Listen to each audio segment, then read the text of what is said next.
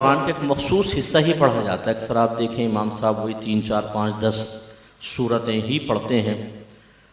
تو یہ بڑی حکمت ہے اللہ تعالیٰ کی کہ سال میں ایک بار تو ایسا ہونا چاہیے کہ پورا قرآن الحمد سے لے کر والناس تک لوگ سنیں، پڑھا جائے، بیان کیا جائے۔ اچھا وہ کیوں کیا جائے؟ تاکہ مضامین قرآن کم از کم سال میں ایک بار، اور کسی ذریعے سے نہیں تو اس ذریعے سے لوگوں کے سامنے پہنچے۔ تعلیم قرآن ایک دفعہ ریپیٹ ہو جائے پوری کی پوری ہمارے سامنے۔ اچھا کیوں ہو جائے؟ اس لیے ہو جائے تاکہ قرآن کے مضامین میں اللہ نے جو پیغام رکھا ہے، ایک برکت رکھی ہے، ایک تاثیر رکھی ہے، وہ ہم تک پہنچے۔ اللہ تعالیٰ نے پورا قرآن کس کے لیے نازل کیا بتائیے؟ ہمارے لیے نا۔ پہلے سینہ مصطفیٰ صلی اللہ علیہ وسلم پر نازل ہوا، پھر صحابہ کرام کو سرکار نے جیسے جیسے نزول قرآن ہوتا رہا سرکار بیان فرماتے رہے۔ یہ تو صدیق اکبر رضی اللہ تعالیٰ عنہ کے زمانے میں کتابی شکل میں اس کو مجتمع کیا گیا۔ اس لیے کہا جاتا ہے کہ قرآن کی ترتیب 2 طرح کی ہے، ایک ترتیب نزولی ہے اور ایک ترتیب جمعی ہے۔ نازل مختلف طریق سے ہوا، لیکن پھر جب میرے آقا صلی اللہ علیہ وسلم نے جمع کرنے کا مطلب صحابہ کرام کو جمع کرنے کے لیے کہا، وہ اس طرح کہ نہیں کہ کتابی شکل میں کر دو، بلکہ سرکار یہ فرماتے تھے یہ آیت ابھی نازل ہوئے، اسے فلاں سورت کی فلاں آیت کے بعد لکھ لینا۔ تو انہوں نے اس طرح ترتیب قائم ہو گئی۔ تو ایک تو ترتیب نزولی ہو رہی تھی، ایک سرکار نے ترتیب جمعی کی تعلیم دے دی۔ اور پھر جب صدیق اکبر رضی اللہ تعالیٰ عنہ کا دور آیا، بیٹا پیچھے ہٹ کے بیٹا، یہ چھوٹے بچوں کو نا یہ تھوڑا سا ایسی سنجیدہ مجلس سے تھوڑا پیچھے بٹھا دیا کریں، تاکہ بچے تو بچے ہیں بیچارے، وہ سنتے بھی نہیں اور ڈسٹرب کرتے ہیں، بڑوں کو آگے ہونا چاہیے۔ تو پھر ترتیب جماعی خاص کتابی شکل میں صدیق اکبر رضی اللہ تعالیٰ عنہ کی۔ ابھی اس کے مضامین جب پورے اگر ہمارے سامنے ایک دفعہ گزر جائیں تو جو صحابہ کرام کو قرآن کا فیض حاصل ہوا ویسا ہی فیض ہمیں بھی حاصل ہوگا۔ لیکن فرق کیا ہے؟ انہیں کیوں حاصل ہو رہا تھا، ہمیں حاصل کیوں نہیں ہو رہا؟ جب سرکار قرآن پڑھتے تھے صحابہ کرام رونے لگ جاتے، کئی دفعہ سرکار کا بکا شریف فرمانا یعنی حالت نماز میں رونا بھی ثابت ہے۔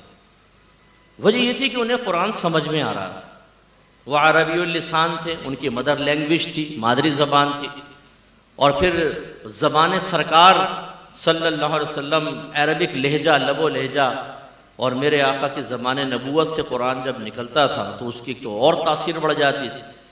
جس نبی کے لعاب سے کھارے پانی کا کنواں میٹھا ہو جائے، اس نبی کی زبان اقدس سے قرآن بیان ہو تو اندازہ کریں اس کی تاثیر کتنی بڑھے گی۔ اور پھر مضامین بھی سمجھ میں آ رہے تھے، تو اس صحابہ کرام کے قلب پہ ایک اثر ہوتا تھا اس چیز کا۔ اچھا وہ اس کے محتاج نہیں تھے کہ تراویح میں یا ویسے ہی قرآن نماز میں ختم کریں، وہ تو ویسے بھی کرتے تھے، لیکن میں آپ کو صرف یہ سمجھانا چاہ رہا ہوں کہ صحابہ کرام کی ایمانی بیٹری جو چارج ہوتی تھی، اس کے لیے قرآن کے مضامین انتہائی ضروری تھے۔ جب بار بار وہ قرآن کی آیات کو سنتے ان کا ایمان تازہ ہوتا رہتا اور ایمان مضبوط ہوتا رہتا تھا۔ ہماری صورتحال یہ ہے کہ ہم کیوں قرآن کے فیض سے محروم ہیں؟ ہمیں کیوں حقیقی خوف حاصل نہیں ہے؟ ہم قرآنی احکام پر مطلع کیوں نہیں ہیں؟ ہم قرآن سے نصیحت کیوں حاصل نہیں کرتے ہیں؟ اس کی وجہ کیا ہے؟ ہمیں سمجھ میں نہیں آتا۔ حضرت صاحب نے آپ کا نماز پڑھا، انہوں نے اللہ اکبر، ہم نے بھی تکبیر لگائی، اس کے بعد کہتے ہیں امام صاحب اپنا کام کریں، ہم اپنا کام کریں گے۔ امام صاحب بیچارے قرات کر رہے ہیں، ان کو ٹینشن ہے، ان کو اور سامعین کو نا کہ کہیں غلط نہ ہو جائے، ہمیں نو ٹینشن، ہم اپنے خیالات میں گم ہیں، ادھر ادھر کی سوچ رہے ہیں، ادھر ادھر کی، کبھی ایک بات، کبھی دوسری بات، کبھی تیسری بات، چوتھی بات۔ پھر اچانک ان خیالات کا سلسلہ منقطع ہوتا ہے جب امام صاحب کہتے ہیں اللہ اکبر، تو اب رکوع کا ٹائم آ گیا بھائی، چلو فوراً رکوع کر لیا۔ اب کچھ سمجھ میں نہیں آ رہا امام صاحب کیا کہہ رہے ہیں۔ اب شکیل صاحب تو بہت اچھا قرآن پڑھتے ہیں، میں نے ان کے پیچھے کئی تراویح پڑھی، جب ہم نے بھی انتظام کیا تھا تو حضرت تشریف لاتے تھے، بعض تو قاری حضرات ایسا پڑھتے ہیں کہ یعلمون تعلمون کے علاوہ سمجھ میں نہیں آتا. ایک تو ویسے میں عربک سمجھ میں نہیں آتی اور وہ قرآن بھی سمجھ میں نہیں آتا. مولانا امجد علی خان صاحب رحمۃ اللہ علیہ بحر شریعت میں نقل فرماتے ہیں کہ آج کل یہ حفاظ ایسا پڑھتے ہیں کہ یعلمون تعلمون کے علاوہ کچھ سمجھ میں نہیں آتا. اسی وجہ سے فقیر کو کئی سالوں سے قرآن سننے کو نہیں ملا. یعنی پھر وہ حفاظ کے پیچھے نہیں پڑھتے تھے، وہ اپنے یا کوئی الگ کوئی طریقہ اختیار کرتے تھے. تو ہمارے ہاں صورتحال یہ ہے کہ اب ہم پیچھے کھڑے ہوتے ہیں، مضامین قرآن سمجھ میں نہیں آ رہے. اگر ویسے بھی ہم قرآن گھر میں پڑھتے ہیں، ترجمہ تفسیر سے پڑھنے کی عادت نہیں ہے، تو یہ قرآن کے اندر اللہ کا پیغام ہے وہ ہم تک پہنچ نہیں پاتا، وہ اپنا اثر نہیں کر پاتا. اگر آپ ڈاکٹر سے دوا لے آئیں، الماری میں رکھ دیں، لیکن کھائیں نہیں اور کہیں کہ واہ کیا دوا ہے زبردست، ڈاکٹر صاحب نے کہا تھا لاکھوں مریض سے ٹھیک ہو گئے، واہ کیا دوا، تو آپ کا علاج ہو جائے گا؟ نہیں ہوگا. کیا کرنا پڑے گا آپ کو؟ اس کو پینا پڑے گا، اس کے ساتھ ساتھ پرہیز کرنا پڑے گا، تب آپ کو شفا حاصل ہوگی. تو قرآن عظیم کی برکات حاصل کرنے کے لیے سب سے پہلا کام کیا ہے کہ اس کو سمجھنا ہوگا.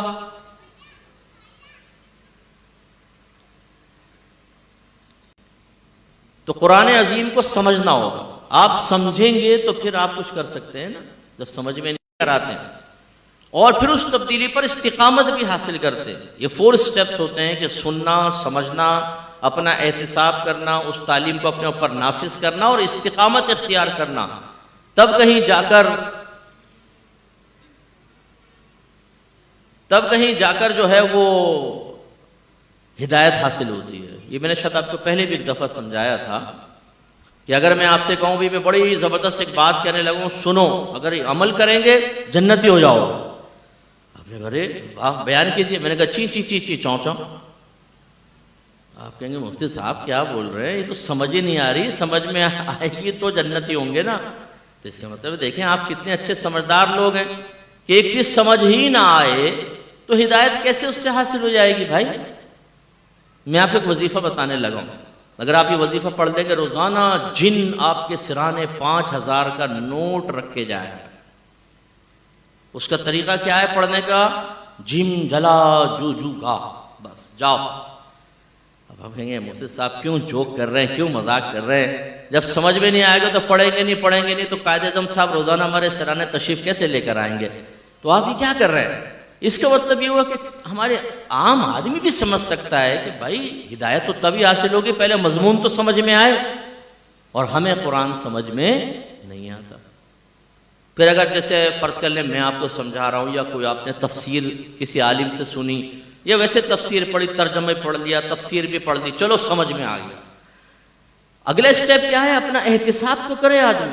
قرآن جھوٹ کو منع کر رہا ہے تو میں اور آپ غور تو کریں کہ یار ہم جھوٹ تو نہیں بولتے. اپنی بیویوں سے جھوٹ بول رہے ہیں، اپنے بچوں سے جھوٹ بول رہے ہیں، کاروبار میں جھوٹ بول رہے ہیں، دوستوں کو گولیاں فٹ کر رہے ہیں. کل پہنچ رہا ہوں 10 بجے اور دل میں ارادہ ہے کہ بیٹا دیکھتے رہیے میرا راستہ نہیں پہنچوں گا میں. دھوکہ، فراڈ، جھوٹ.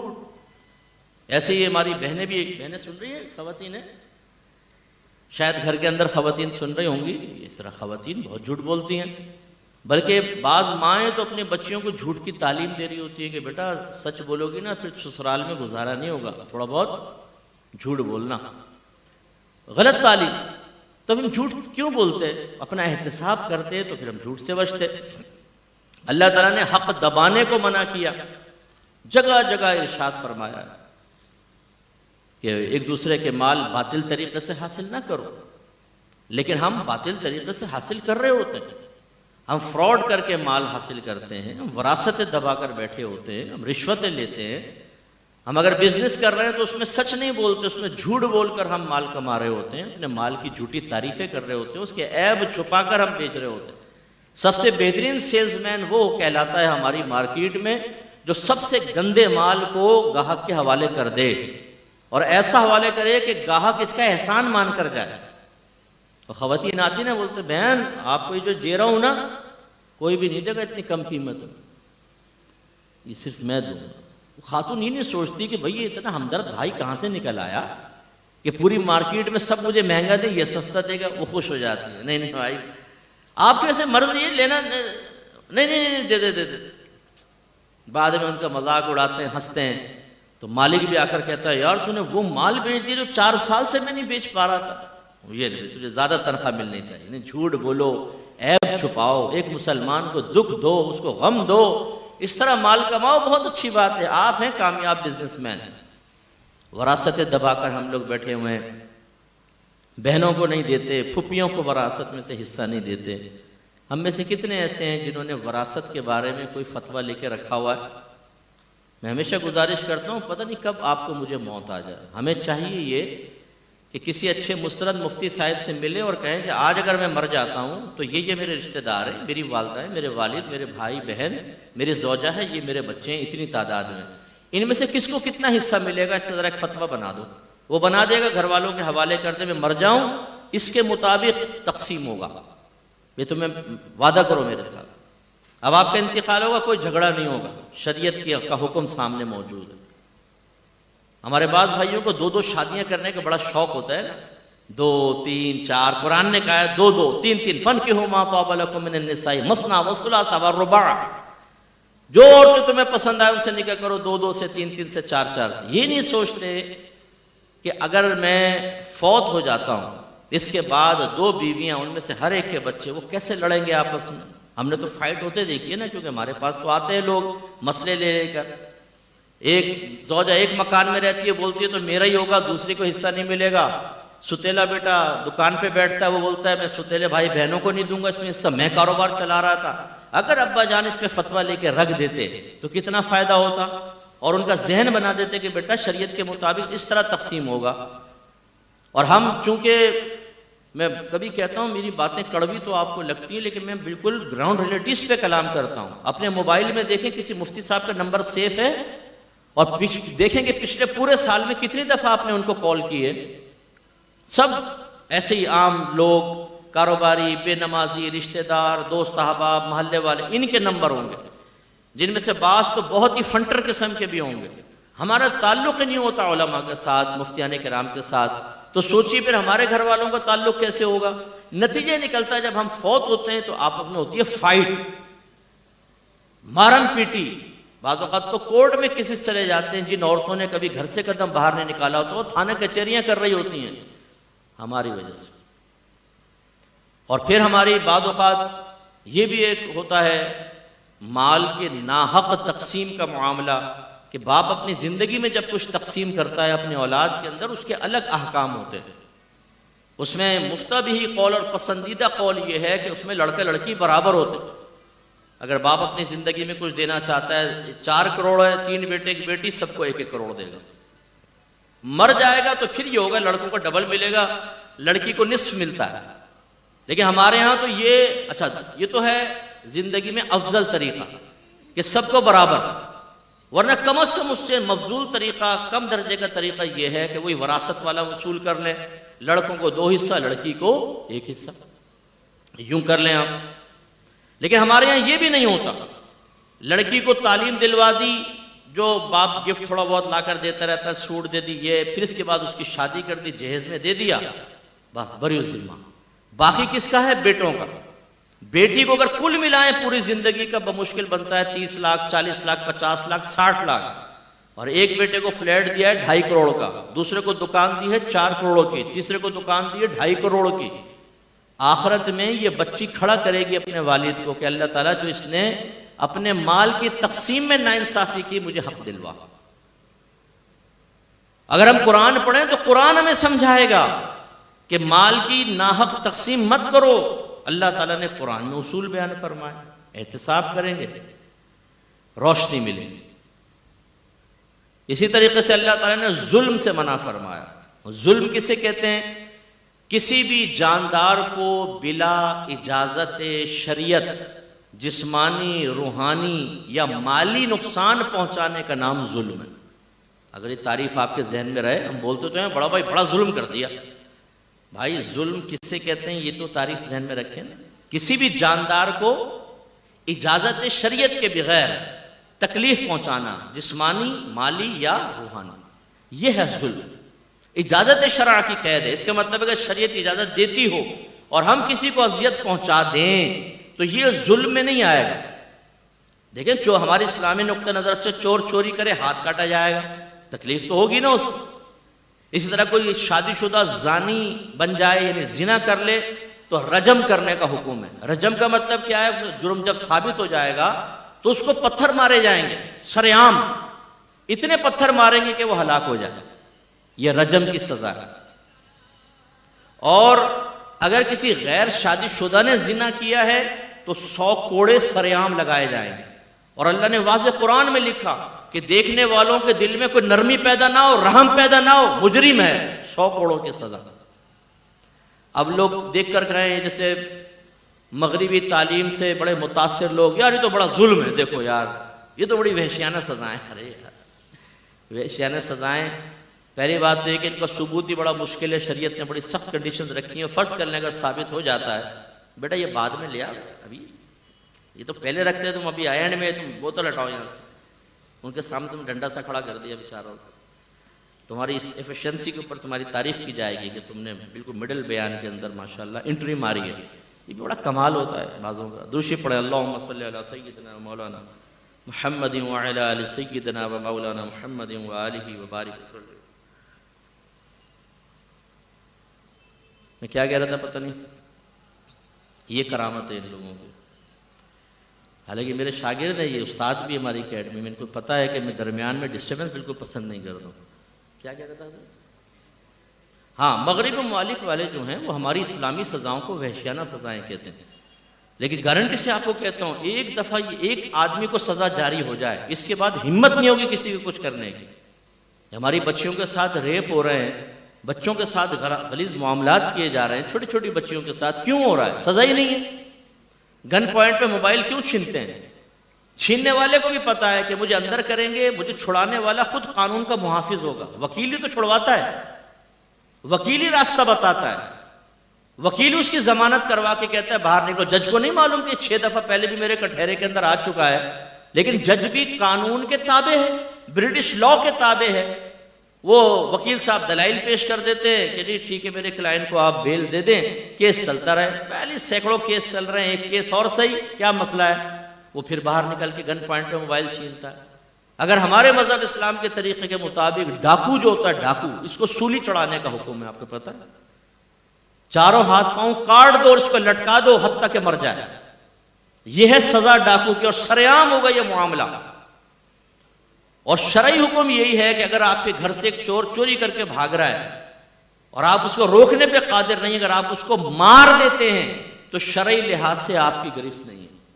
لیکن میں اس کی ترغیب نہیں دے رہا ہوں کہ آپ ایسا کریں, میں ایک شرعی حکم بتا رہا ہوں. میں اس کے خلاف ہوں کہ روڈ پہ اگر کسی ڈاکو کو پکڑ لیا تو سارے اس کو مارنا پیٹنا شروع کر دیتے ہیں. شرعاً ٹھیک نہیں ہے.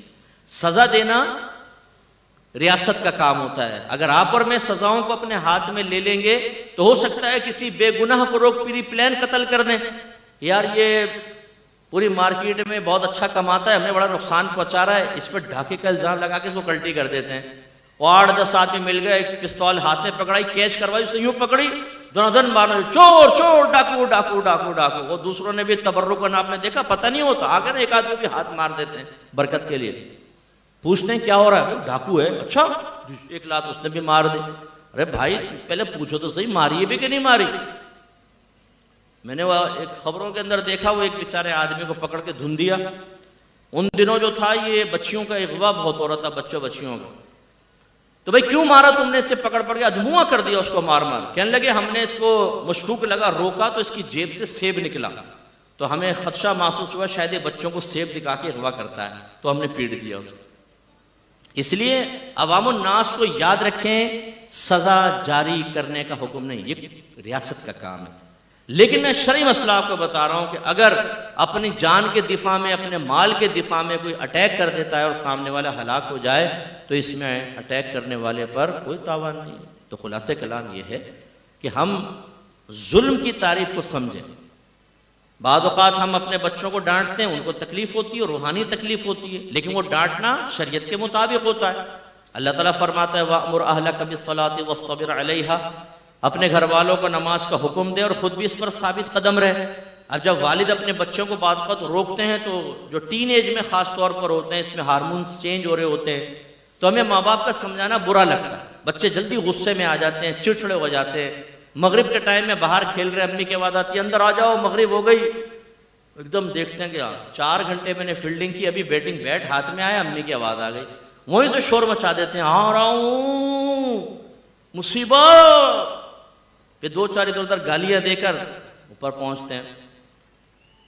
تو اب یہ جو ماں نے کیا، آپ کی دل آزاری ہوئی، یہ جائز ہے. اگر ایک بچی ہے وہ گھر میں کام نہیں کرتی، بدتمیزی کرتی ہے، بھائیوں سے لڑتے ہوئے لاؤڈلی بولتی ہے، اور ماں اس کو فوراً ڈانٹتی نہیں، بیٹا ایسا نہ کرو، کیونکہ ماں کو پتا ہے کل یہ سسرال جائے گی. آج اگر اس کی میں نے تربیت نہیں کی تو کل سسرال میں اپنا گھر خراب کرے گی جا کر. اس میں بچیاں ناراض ہو جاتی ہیں ماں سے کہ بھائیوں کو کچھ نہیں کہتی، مجھے ڈانٹتی رہتی ہے، یہ میری زندگی تنگ کر دی ہے. ارے بھائی یہ ظلم نہیں ہے، اجازت شرع کے ساتھ. آپ کے نبی کریم رحمت للعالمین اور میرا رب ارحم الراحمین، اللہ کی رحمت میرے حبیب کی رحمت سے بھی زیادہ. اللہ تعالیٰ نے اپنے حبیب کو حکم دیا اور میرے آقا صلی اللہ علیہ وسلم نے اپنی امت کو حکم دیا کہ بچہ 10 برس کا 7 برس کا ہو جائے تو نماز کا حکم دو، اور 10 برس کا ہو جائے تو مار کر نماز پڑھاؤ. ہے کہ نہیں حکم؟ یہ مار کر نماز پڑھاؤ. رحمت للعالمین فرما رہے ہیں. اس کا مطلب یہ ہوا اگر یہ مار پیٹ ہے، یہ ظلم نہیں کہلائے گا، حالانکہ جسمانی تکلیف ہو رہی ہے. ایسی چیل کبوں کو مارنا بالکل شرعاً جائز ہے. میرے آقا نے مارنے کا حکم دیا، ان کو ہلاک کر دو. حتیٰ کہ آپ حرم کے اندر حالت احرام میں ان کو ہلاک کر سکتے ہیں. چوہوں کو مارنے کا حکم دیا میرے آقا نے، انہیں قتل کر دو. ایسی کٹکنا کتا ہو جائے کہ سب کو کاٹ رہا ہے، اس کو مارنے کی اجازت ہوتی ہے. گرم پانی نہ ڈالیں، آگ میں نہ جلائیں، یہ سزائیں صحیح نہیں ہوتی. لیکن آپ اس کو کوئی زہریلی چیز دے کے مار سکتے ہیں. کیوں؟ وہ موذی ہے، ہمیں اذیت دے رہا ہے، تکلیف دے رہا ہے. ایسی بعض اوقات بلیاں کٹکنی ہو جاتی ہیں، پنجے مارتی ہیں، ہر ایک کو کاٹنا شروع کر دیتی ہیں، وہ دماغ میں ان کے وائرس آ جاتا ہے، تو پھر یہ معاملات ہوتے ہیں. ایسی بلیوں کو مار دینے کی اجازت، تو یہ ظلم نہیں ہے کیونکہ اجازت شرع کے ساتھ ہے. اب اس کے علاوہ جو ہیں، جیسے بعض اوقات شوہر حضرات ہوتے ہیں بڑے غصیلے قسم کے ہوتے ہیں، انہیں ایک ہی وہ کمزور مخلوق گھر میں نظر آتی ہے، زوجہ، بشرطے کہ زوجہ کے بھائی کسی پولیٹیکل پارٹی میں نہ ہو نا، اور کسی اچھے منصب پہ نہ ہو، مالدار ٹائپ نہ ہو، اور وہ یتیم بچی ہو، تو بس پھر تو مظلومہ ہاتھ میں آ گئی. نہ کہیں جائے گی، نہ کوئی بیک پیس کے ہے، نہ کوئی لڑنے آئے گا، نہ مجھے کوئی تھانے میں بند کروا سکتا ہے. اس وقت اندر کا سلطان راہی باہر آتا ہے گنڈاسا لے کے. وہ روزانہ ماں بہن کی گالیاں، روزانہ گھر میں گھسیں تو بچی کے دماغ کی رگیں تن جاتی ہیں کہ آ گیا بھائی ہیرو، اب فلم کے اندر فائٹ ہوگی اور میں ہوں ولن اس فلم کی. وہ روزانہ جو گھر میں دھما چوکڑی، اس کو ماں بہن کی گالیاں، بچوں کے سامنے مارنا، اپنے ماں باپ کے سامنے، مہمانوں کے سامنے 2 منٹ میں عزت اتار کے ہاتھ پہ رکھنا. سب سے پہلے دیکھیں کہ شریعت نے اس کی اجازت دی ہے تو ثابت کریں. اگر نہیں دی، یہ ہے ظلم کہ آپ بغیر اجازت شرع کے اس کو جسمانی اور روحانی اذیت اور تکلیف پہنچا رہے ہیں. ایسی ہماری جو بہنیں وہ شیرنیاں بن کے شوہر پہ لپکتی ہیں، ناخن ویسے ہی بڑھائے ہوتے ہیں آدھا انچ آگے، اتنے خطرناک قسم کے کہ شوہر بھی کہتا ہے کہ اس نے آنکھ پکڑ دی نا تو باہر نکل آئے گی، کاڑا کر دے گی مجھے بالکل. لوگ خامخواہ دیکھ کے دجال کے ساتھ مناسبت قائم کرنے نہ لگ جائیں. تو وہ اپنی عزت بچاتا ہے بیچارہ. بعض اوقات وہ خواتین سمجھتی ہیں کہ میرا روب و دبدبا ہو گیا ہے، وہ سینے پر چڑھ چڑھ کے گفتگو کرتی ہیں، بدتمیزیاں کرتی ہیں، چیختی ہیں، چلاتی ہیں. جیسے وہ اکثر میں واقعہ آپ کو بتاتا ہوں، وہ بچی نے اپنے شوہر کو زمین پہ گرایا اور چھری اس کی گردن پہ رکھ دی اور کہا دے 3 طلاقیں. اس نے ڈر کے دے دی. پھر وہ مجھ سے پوچھ رہی ہے بچی، مجھ سب طلاقیں ہو گئی؟ ماشاءاللہ. میں نے پہلے اس کی بہادری پہ میں ہنستا رہا. میں نے کہا یار یہ کس قدر خطرناک قسم کی عورت تھی، جوڈو کراٹے کی ماہر. پلٹی کھلائی اور 2 منٹ میں چھری رکھ دی. یاد رکھیں شوہر کا بڑا حق ہے اگر میری بہنیں مجھے سماعت فرما رہی ہیں. نبی کریم صلی اللہ علیہ وسلم نے ارشاد فرمایا کہ اگر میں کسی مخلوق کو سجدہ کرنے کا حکم دیتا تو بیویوں کو حکم دیتا کہ شوہروں کو سجدہ کریں. اور یاد رکھیں کہ سرکار نے ارشاد فرمایا جو عورت اس حال میں فوت ہو کہ اس کا شوہر اس سے راضی ہو، وہ عورت جنت میں جائے گی. اور یہاں پر بعض اوقات شوہر گھر میں داخل ہونے لگتا ہے تو کہتا ہے اس کی دماغ پہ رگیں اس کی چٹکتی ہے نا، تبھی گھر میں جاؤں گا ایک خطرناک قسم کا چہرہ سامنے ہوگا. ایک بی بی خدیجہ الکبریٰ رضی اللہ تعالی عنہا تھی. جب سرکار کو پہلی وحی نازل ہوئی نا تو وحی کو روب طاری ہو گیا بدن پر، تو آپ کا قلب اطہر بہت تیزی سے دھڑکنے لگا. تو آپ گھر میں داخل ہوئے، فرمایا زمبلونی زمبلونی، مجھے کمبل اڑاؤ کمبل اڑاؤ، کمبل دیا گیا، سردی چڑھ گئی۔ تو پھر بی بی خدیجہ نے پوچھا کہ خیریت کیا ہوا؟ تو آپ نے ارشاد فرمایا کہ ایسے ایک فرشتہ آیا، اس نے اللہ کا پیغام مجھے دیا ہے اور مجھے نبوت کا اعلان کا کہا ہے، اور مجھے خوف ہے کہ میری قوم میرے خلاف ہو جائے گی، مجھے ہلاک کر دے گی۔ تو بی بی خدیجہ الکبریٰ رضی اللہ تعالیٰ عنہ نے پھر سرکار کو تسلی دی کہ نہیں، ایسا نہیں ہوگا، اللہ تعالیٰ آپ کو تنہا نہیں چھوڑے گا، آپ تو غریبوں کی مدد کرتے ہیں، بیواؤں کی مدد کرتے ہیں، حق کے ساتھ کھڑے ہوتے ہیں، مہمان آتا ہے تو مہمان نوازی کرتے ہیں، جن کے پاس کچھ نہیں ان کے لیے کسب کرتے ہیں، ان کو دیتے ہیں، اللہ آپ کو رسوا نہیں کرے گا۔ سرکار کا ٹینشن بہت حد تک کم ہوا ہے، ہمدردی کے پیارے پیارے جملے سنے تو سرکار کا۔ یہاں مرد بیچارہ باہر سے پریشان گھر میں داخل ہوتا ہے، ایک سراپا ٹینشن سامنے کھڑا ہوا، وہ گھستے ڈبل ٹینشن۔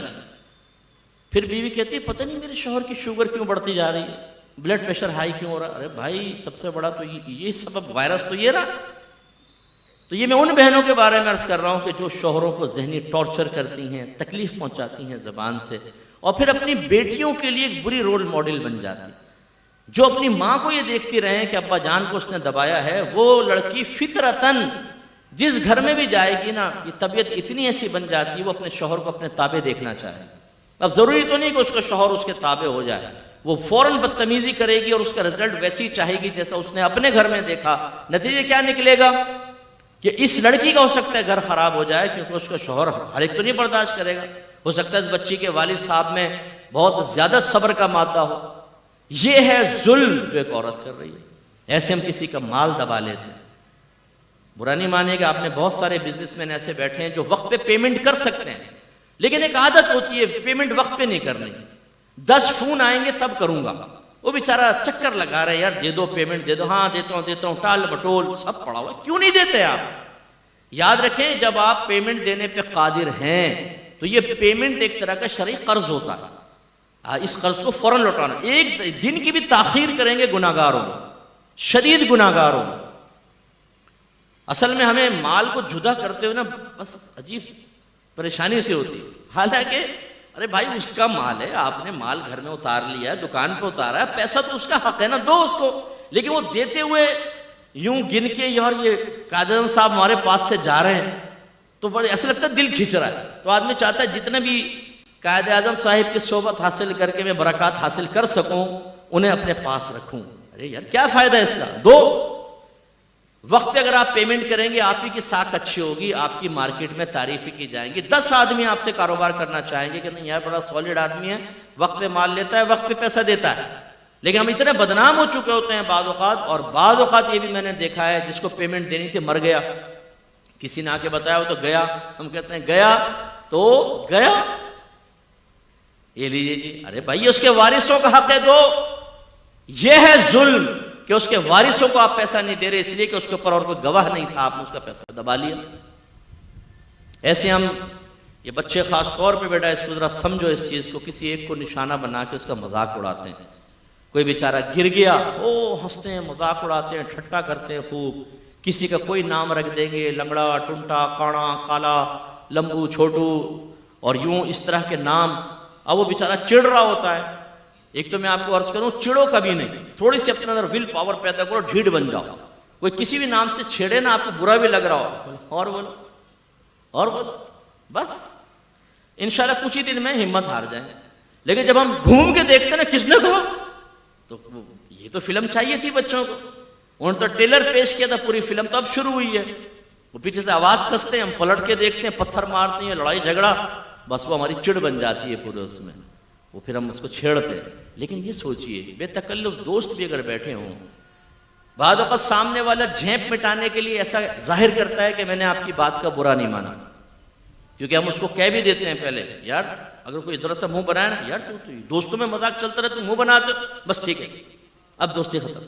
وہ کہتے سے نہیں، اب اس کا مطلب یہ کر کے اب اجازت ہو گئی، اس کا دل توڑیں، اس کو بیچارے کو برا بھلا کہیں، تو یہ بھی ایک ظلم ہے کہ آپ کسی کی دل آزاری کریں، اس کو روحانی اذیت تکلیف پہنچائیں۔ تو قرآن پڑھیں گے تو قرآن ہمیں یہ سمجھائے گا کہ ایسا نہیں کرو، پھر ہمیں ہدایت ملے گی، اپنا احتساب کریں گے۔ ایسے قرآن ہمیں نیکی کا حکم کرنے اور برائی سے روکنے کی تعلیم دیتا ہے، جیسے میں نے ابھی آیت پڑھی کہ والمؤمنون والمؤمنات بعضهم اولیاء بعض ویأمرون بالمعروف وینہون عن المنکر، یہ جو مومنین مومنات ہیں ان میں سے بعض کے مددگار ہیں، دوست ہیں، یہ نیکی کا حکم کرتے ہیں اور برائی سے روکتے ہیں۔ یہ ہماری شان، ایک مومنوں کی شان بیان ہوئی۔ تو اب آپ اور میں غور و تفکر کریں کہ بھئی کیا ہم ایسا کر رہے ہیں کہ نہیں کر رہے، کیونکہ اللہ تعالیٰ نے تو ہمیں فرمایا ہے، ہماری شان ہے یہ نیکی کا حکم کرنا، برائی سے روکنا، جس کے لیے سب سے پہلی چیز علم دین ہے۔ لیکن ہم اپنا جب احتساب ہی نہیں کریں گے، ہم سمجھتے ہیں کہ جی نیکی کا حکم کرنا، برائی سے روکنا، تبلیغ دین کرنا یہ مبلغین کا کام ہے، علماء کا، داڑھی والوں کا، امام والوں کا کام ہے، جو دارالعلوم میں پڑھ رہے ہیں ان کا کام ہے۔ حالانکہ آپ کے نبی نے ہر ایک کو مکلف بنایا ہے، بلغوا عنی ولو آیا، پہنچا دو میری طرف سے اگرچہ ایک ہی آیا۔ اور جب سرکار نے اپنے آخری خطبے ارشاد فرمائے تو کم و بیش 1,24,000 صحابہ کرام وہاں موجود تھے۔ سرکار نے پہلے پوچھا، بتاؤ کیا تم اس بات کی گواہی دیتے ہو کہ میں نے اللہ کا پیغام تم تک پہنچا دیا؟ صحابہ کرام نے عرض کیا رسول اللہ ہم گواہ ہیں اس بات پر۔ تو اللہ کے نبی نے ارشاد فرمایا لِيُبَلِّغِ الشَّاهِدُ الْغَائِبَ، تو پھر چاہیے کہ ہر حاضر میری اس بات کو غائب شخص تک پہنچا ہے، یعنی جو یہاں نہیں آ سکے یا جو تمہارے بعد آنے والے جو ابھی غائب ہیں ان تک پہنچاؤ۔ اور تمام صحابہ کو مکلف بنا دیا، ان میں علماء صحابہ بھی تھے، ان میں کھیتی باڑی کرنے والے بھی تھے، ان میں بزنس کرنے والے بھی تھے، اس میں خواتین بھی تھیں، ہاؤس وائفز تھیں، ان سب کو مکلف بنایا۔ اسی لیے سرکار نے جو فرمایا اپنے بچوں کو 7 برس کا ہو جائیں تو نماز کا حکم دو، 10 برس کا ہو جائیں تو مار کر نماز پڑھاؤ اور ان کے بستر علیحدہ کر دو۔ یہ آپ کے نبی نے ہر سرپرست کو حکم فرمایا ہے، کیونکہ ہر عالم تو آپ کے گھر میں نہیں آ سکتا نا بھائی جان۔ ہر عالم پہ اگر آپ فرض کریں مدنی چینل دیکھتے ہیں، کیو ٹی وی دیکھتے ہیں، اس کے کتنے ہی آپ پروگرام دیکھ لیں، جتنا فرض علوم ہے ہر پروگرام میں سب تو نہیں بیان ہوگا نا۔ اور بعض اوقات ترتیب سے بیان بھی نہیں ہو رہا ہوتا، ایک موضوع پر ایک بیان ہے آپ نے سماعت فرمایا، اس سے کچھ معلومات حاصل ہوئیں، دوسرے موضوع پہ ایک اور بیان ہے کچھ معلومات، تو ہزارہا ایسی امپورٹنٹ چیزیں رہ جاتی ہیں جو اس میں بیان نہیں ہوئی۔ سیکھیں گے تو آئے گا۔ تو اب گھر کے سرپرست کو ذمہ داری دے دی کہ اور کوئی نہیں آئے گا، تمہیں چاہیے کہ تم کرو، نہیں کر سکتے انتظام کرو اپنے بیوی بچوں کے لیے، انہیں نیکی کا حکم کرو، برائی سے روکو۔ اور پھر اللہ نے متصلاً فرمایا وَيُقِيمُونَ الصَّلَاةَ وَيُؤْتُونَ الزَّكَاةَ، وہ نماز قائم کرتے ہیں اور زکوٰۃ ادا کرتے ہیں۔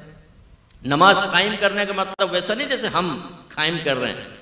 ہماری نمازوں میں خرابی کیا ہے؟ اچھا پہلے میں صحیح جو قائم کرنے میں بتاؤں۔ صحیح قائم کرنے کا مطلب یہ ہے کہ جیسا شریعت چاہتی ہے ویسی طہارت کے ساتھ آپ نماز قائم کریں۔ اس کے لیے آپ کا وضو کامل ہونا چاہیے، آپ کا غسل کامل ہونا چاہیے، آپ کا لباس پرفیکٹ پاک ہونا چاہیے۔ اب ہم میں بہت سارے ایسے بیٹھے ہوں گے جنہوں نے وضو کبھی کسی عالم سے نہیں سیکھا، کوئی کتاب پڑھ کر نہیں سیکھا، ہم مسجد کے اندر گئے یا اپنے والد صاحب کو وضو کرتے ہوئے دیکھا اور ہم نے سیکھ لیا بس۔ اور وضو اب میری مشورہ مان کے ایک دفعہ دوبارہ آپ مشاہدہ کیجئے گا، وضو خانے پہ 50 آدمی بیٹھے ہوں گے اور سب کے وضو میں کوئی نہ کوئی ڈیفرنس آپ دیکھیں گے۔ کوئی یوں لے کے یوں تھوڑا تھوڑا مار رہا ہوگا، کوئی یوں لے کے اور پھونکے بھی مار گا، ایک ہے وہ اوپر سے ڈال رہا ہوگا، ایک ہی ہاتھ سے یہ ادھر ادھر بس کر کے کر رہا ہوگا، ایک ہے وہ یوں ہاتھ دھو رہا ہوگا، کوئی یوں کرے گا پھر یہ کرتا۔ تو بچے غور سے دیکھ رہے ہوتے ہیں بھی ہے کون سا سنت کے مطابق، معلوم ہی نہیں۔ کون ایسا وضو کر رہا ہے کہ فرضی پورا نہیں ہو رہا۔ اور غسل تو چونکہ تنہائی کے اندر ہوتا ہے وہ مشاہدہ نہیں کر سکتے ہیں، اس میں پھر نلکا کھول کے ہم کھڑے ہو جاتے ہیں، اللہ مالک ہو ہی جائے گا غسل کیسے تیسے۔ اس میں زیادہ سے زیادہ ہمارا وہ دوست بتاتا ہے پپو پان والا، ٹیٹا دودھ والا، البیلا پھینی والا، اس سے پوچھتے ہیں یار کیسے ہوتا ہے غسل؟ ہو گیا بھائی بس شاور کھول نیچے گھس جا بسم اللہ پڑھ کے اور کلمہ پڑھ لینا پاک ہو جاؤ گے۔ حالانکہ ستر کھلا ہو تو کلمہ پڑھنا مکروہ ہوتا ہے، کیونکہ آج جب ہم ستر کھولتے ہیں تو فرشتے ہمارے پاس سے چلے جاتے ہیں شرم کی وجہ سے۔ جب ہم کلام کرتے ہیں تو وہ سمجھتے ہیں کہ شاید یہ اس نے لباس پہن لیا تو وہ آ جاتے ہیں، ان کو پھر کوفت ہوتی ہے اس سے۔ تو جو ہمارے نوجوان یہاں بیٹھے ہیں جو شاور کے نیچے نہاتے ہوئے پڑوسی ملک کی فلم کے گانے گا رہے ہوتے ہیں، سیٹیاں بجا رہے ہوتے ہیں اور باتیں کرو، ہاں وہ دیکھنا الماری میں پیسہ رکھا، پیمنٹ آ رہا ہوں، میں باہر آ رہا ہوں۔ ارے بھائی یار، اچھا موبائل شروع کر دیتے ہیں کموڈ پہ بیٹھ کے، کاروبار کے مسئلے، ارے بھائی یار تم کہاں بیٹھا ہوا ہے بھائی اور تم باتیں کر رہے ہو، ستر کھلا ہوا ہے، فرشتے شرم کی وجہ سے چلے گئے ہیں، انہیں شرم آ رہی ہے لیکن ہمیں شرم نہیں آ رہی۔ ایک دفعہ صحابہ کرام سے سرکار نے فرمایا کہ کوئی کسی کے سامنے ستر ظاہر نہ کرے، تو کسی نے سوال کر لیا یا رسول اللہ اگر ہم اکیلے ہوں تو؟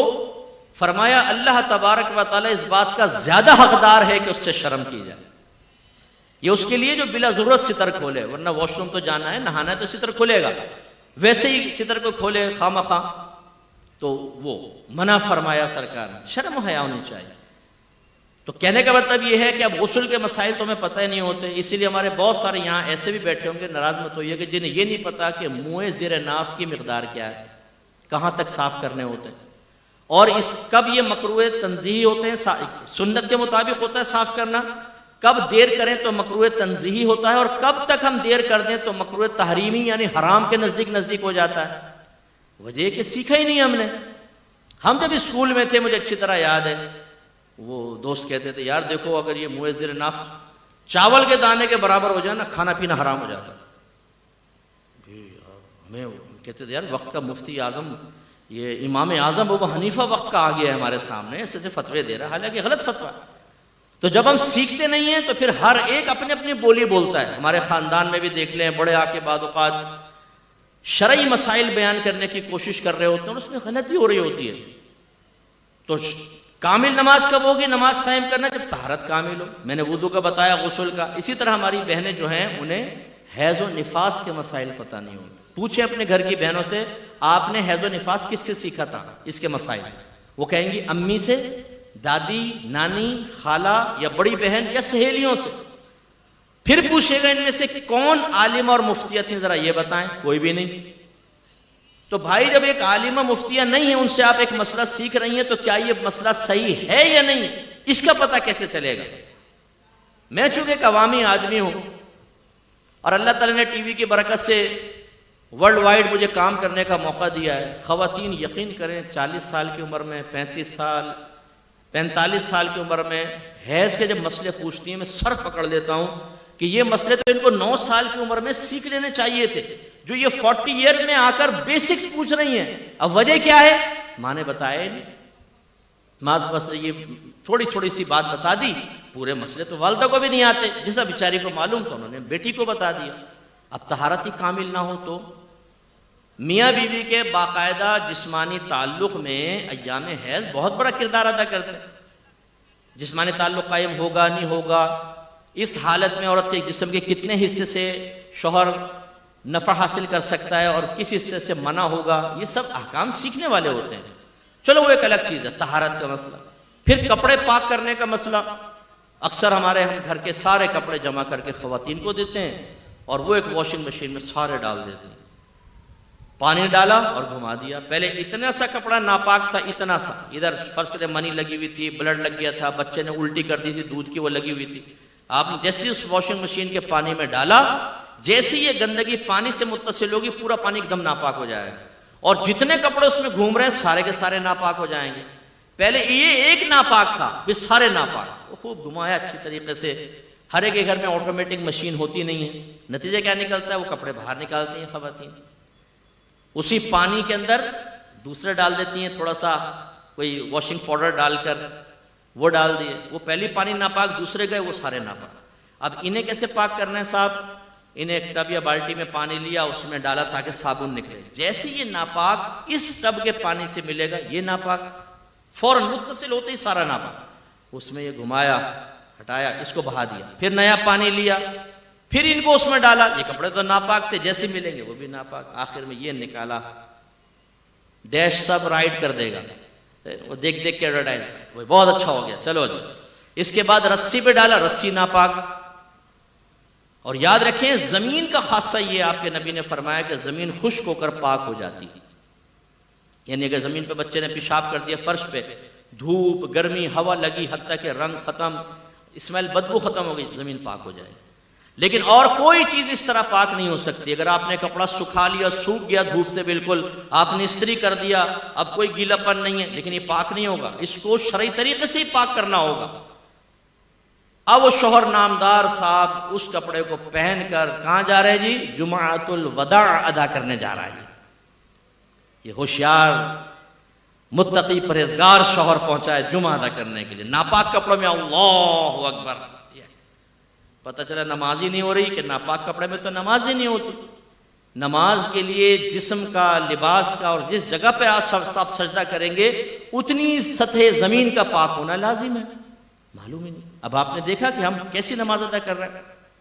پھر نماز کے اندر جو چیزیں ہیں وہ ہمیں معلوم ہونے چاہیے تاکہ بالکل کامل اور مطلوب شرع کے مطابق نماز ادا کریں. اس میں نماز کے شرائط، اس کے فرائض، اس کے واجبات، سجدہ صاحب کن چیزوں سے واجب ہوتا ہے کن سے نہیں. واجب کے ترک پہ سجدہ صاحب ہوتا ہے، لیکن بعض واجب ایسے ہوتے ہیں کہ سجدہ صاحب سے تدارک نہیں ہوگا. نماز واجب العیادہ ہوتی ہے، لوٹانی ہی پڑے گی. آپ بعض صورتوں میں سجدہ صاحب سے تدارک ہو سکتا ہے لیکن آپ سجدہ صاحب ہی بھول جائیں، یہ نماز لوٹانا واجب ہے. پھر بعض اعمال سے نماز فاسد ہو جاتی ہے، ٹوٹ جاتی ہے. میں کوئی اپنی علم اتنی جھاڑ رہا نہ آپ کی حقارت بیان کر رہا ہوں. اپنے آپ سے کویسچن کر لیں، کاپی اور پین لیجئے گا، گھر میں آ جائیے گا کن چیزوں سے نماز ٹوٹتی ہے وہ ذرا لکھیے گا. آپ کو خود پتہ چل جائے گا. آپ شاید ایک آدھ چیز ہی لکھ سکیں گے کہ بھئی چلو وضو ٹوٹ گیا، نماز ٹوٹ گئی، ٹھیک ہے. اس کے بعد ذہن خالی. کیوں؟ ہم نے سیکھا نہیں نا. تو یاد رکھیں کہ جو علم سیکھے بغیر بعض اوقات نماز پڑھتا ہے، میں نہیں کہتا ہوں، آپ کے نبی ارشاد فرماتے ہیں ایک بندہ 60 برس تک نماز پڑھتا ہے لیکن اس کی ایک بھی نماز اللہ کی بارگاہ میں مقبول نہیں ہوتی، اس لیے کہ وہ رکوع صحیح کرتا ہے تو سجدہ غلط کر دیتا ہے، اور سجدہ صحیح کرتا ہے تو رکوع غلط کر دیتا ہے. سرکار مسجد میں بیٹھے ہوئے ہیں، ایک دیہاتی صحابی جن کو اعرابی کہتے ہیں وہ آئے، نماز ادا کی، آ کے سلام کیا. سرکار نے سلام کا جواب دیا، پھر فرمایا صلی فإنک لم تصلی، تو نماز پڑھ کیونکہ تو نے نماز نہیں پڑھی. بڑا حیران ہوا، گیا پھر نماز پڑھی. پھر آئے، سرکار نے سلام کا جواب دیا، فرمایا یہی جملہ، جاؤ دوبارہ نماز پڑھو. پھر گئے نماز پڑھ کر آئے، سرکار نے فرمایا تو نے نماز نہیں پڑھی، دوبارہ پڑھ. کہنے لگا یا رسول اللہ مجھے تو ایسے ہی آتی ہے، آپ تعلیم فرما دیں. اب وہ کر کیا رہے تھے؟ علماء نے اس کی تشریح بیان یہ کی کہ رکوع کے بعد سیدھا کھڑا ہونا، اس کو قوما کہتے ہیں، یہ واجب ہوتا ہے. سیدھا کھڑا ہو کے کم از کم ایک بار سبحان اللہ کی مقدار آپ کو کھڑا ہونا ہوگا، پھر آپ سجدے میں جائیں. ایسی ایک سجدے سے جب ہم اٹھ کے بیٹھتے ہیں اس کو جلسہ کہتے ہیں. اس میں بھی کم از کم ایک بار سبحان اللہ کی مقدار بیٹھیں گے اور پھر اس کے بعد ہم دوسرا سجدہ کریں گے. سبحان اللہ مجھ سے کہنا نہیں ہے، جتنی دیر میں سبحان اللہ ہوتی ہے اتنی دیر بیٹھے پھر اگلا. اب ہمارے بھائی کیا کرتے ہیں، رکوع میں گئے، یہ اٹھے فوراً، اور نماز پڑھتے ہوئے تیزی سے دیکھیے گا یوں ایک سجدہ پورا نہیں اٹھے گا، پھر فوراً. اتنی تیز نماز پڑھتے ہیں بعض، اور خاص طور پہ بچے جن کو گیم سے اٹھا دیتی نا، امی نماز پڑھو کم وقت تو گیم بند کروا دوں گی. اچھا امی پڑھ رہے، ان کی نماز کی سپیڈ آپ دیکھیں. ابھی ہم جیسا آدمی الحمدللہ رب العالمین الرحمن الرحیم پڑھے گا، وہ رکوع میں بھائی تو نے مشین لگا رکھی ہے منہ کے اندر، اتنی تیزی سے ختم کر لی تو نے، اور یہ رکوع بس پڑھو ایک دم فارغ. سنت غائب ہے نا، سنت موقدہ، غیر موقدہ، نوافل اس سے بالکل مبرہ. خالی فرض پڑھے جلدی جلدی آ کے پھر بیٹھ گئے 2 گھنٹے کے لیے. یہ جو نمازیں ہیں یہ نمازیں منہ پہ ماری جاتی ہیں. سرکار فرماتے ہیں بعض نمازی ایسے ہیں کہ ابھی مسجد کے دروازے سے باہر نہیں نکلنے پاتے لیکن ان کی نماز پرانے کپڑے کی طرح لپیٹ کے ان کے منہ پر مار دی جاتی ہے.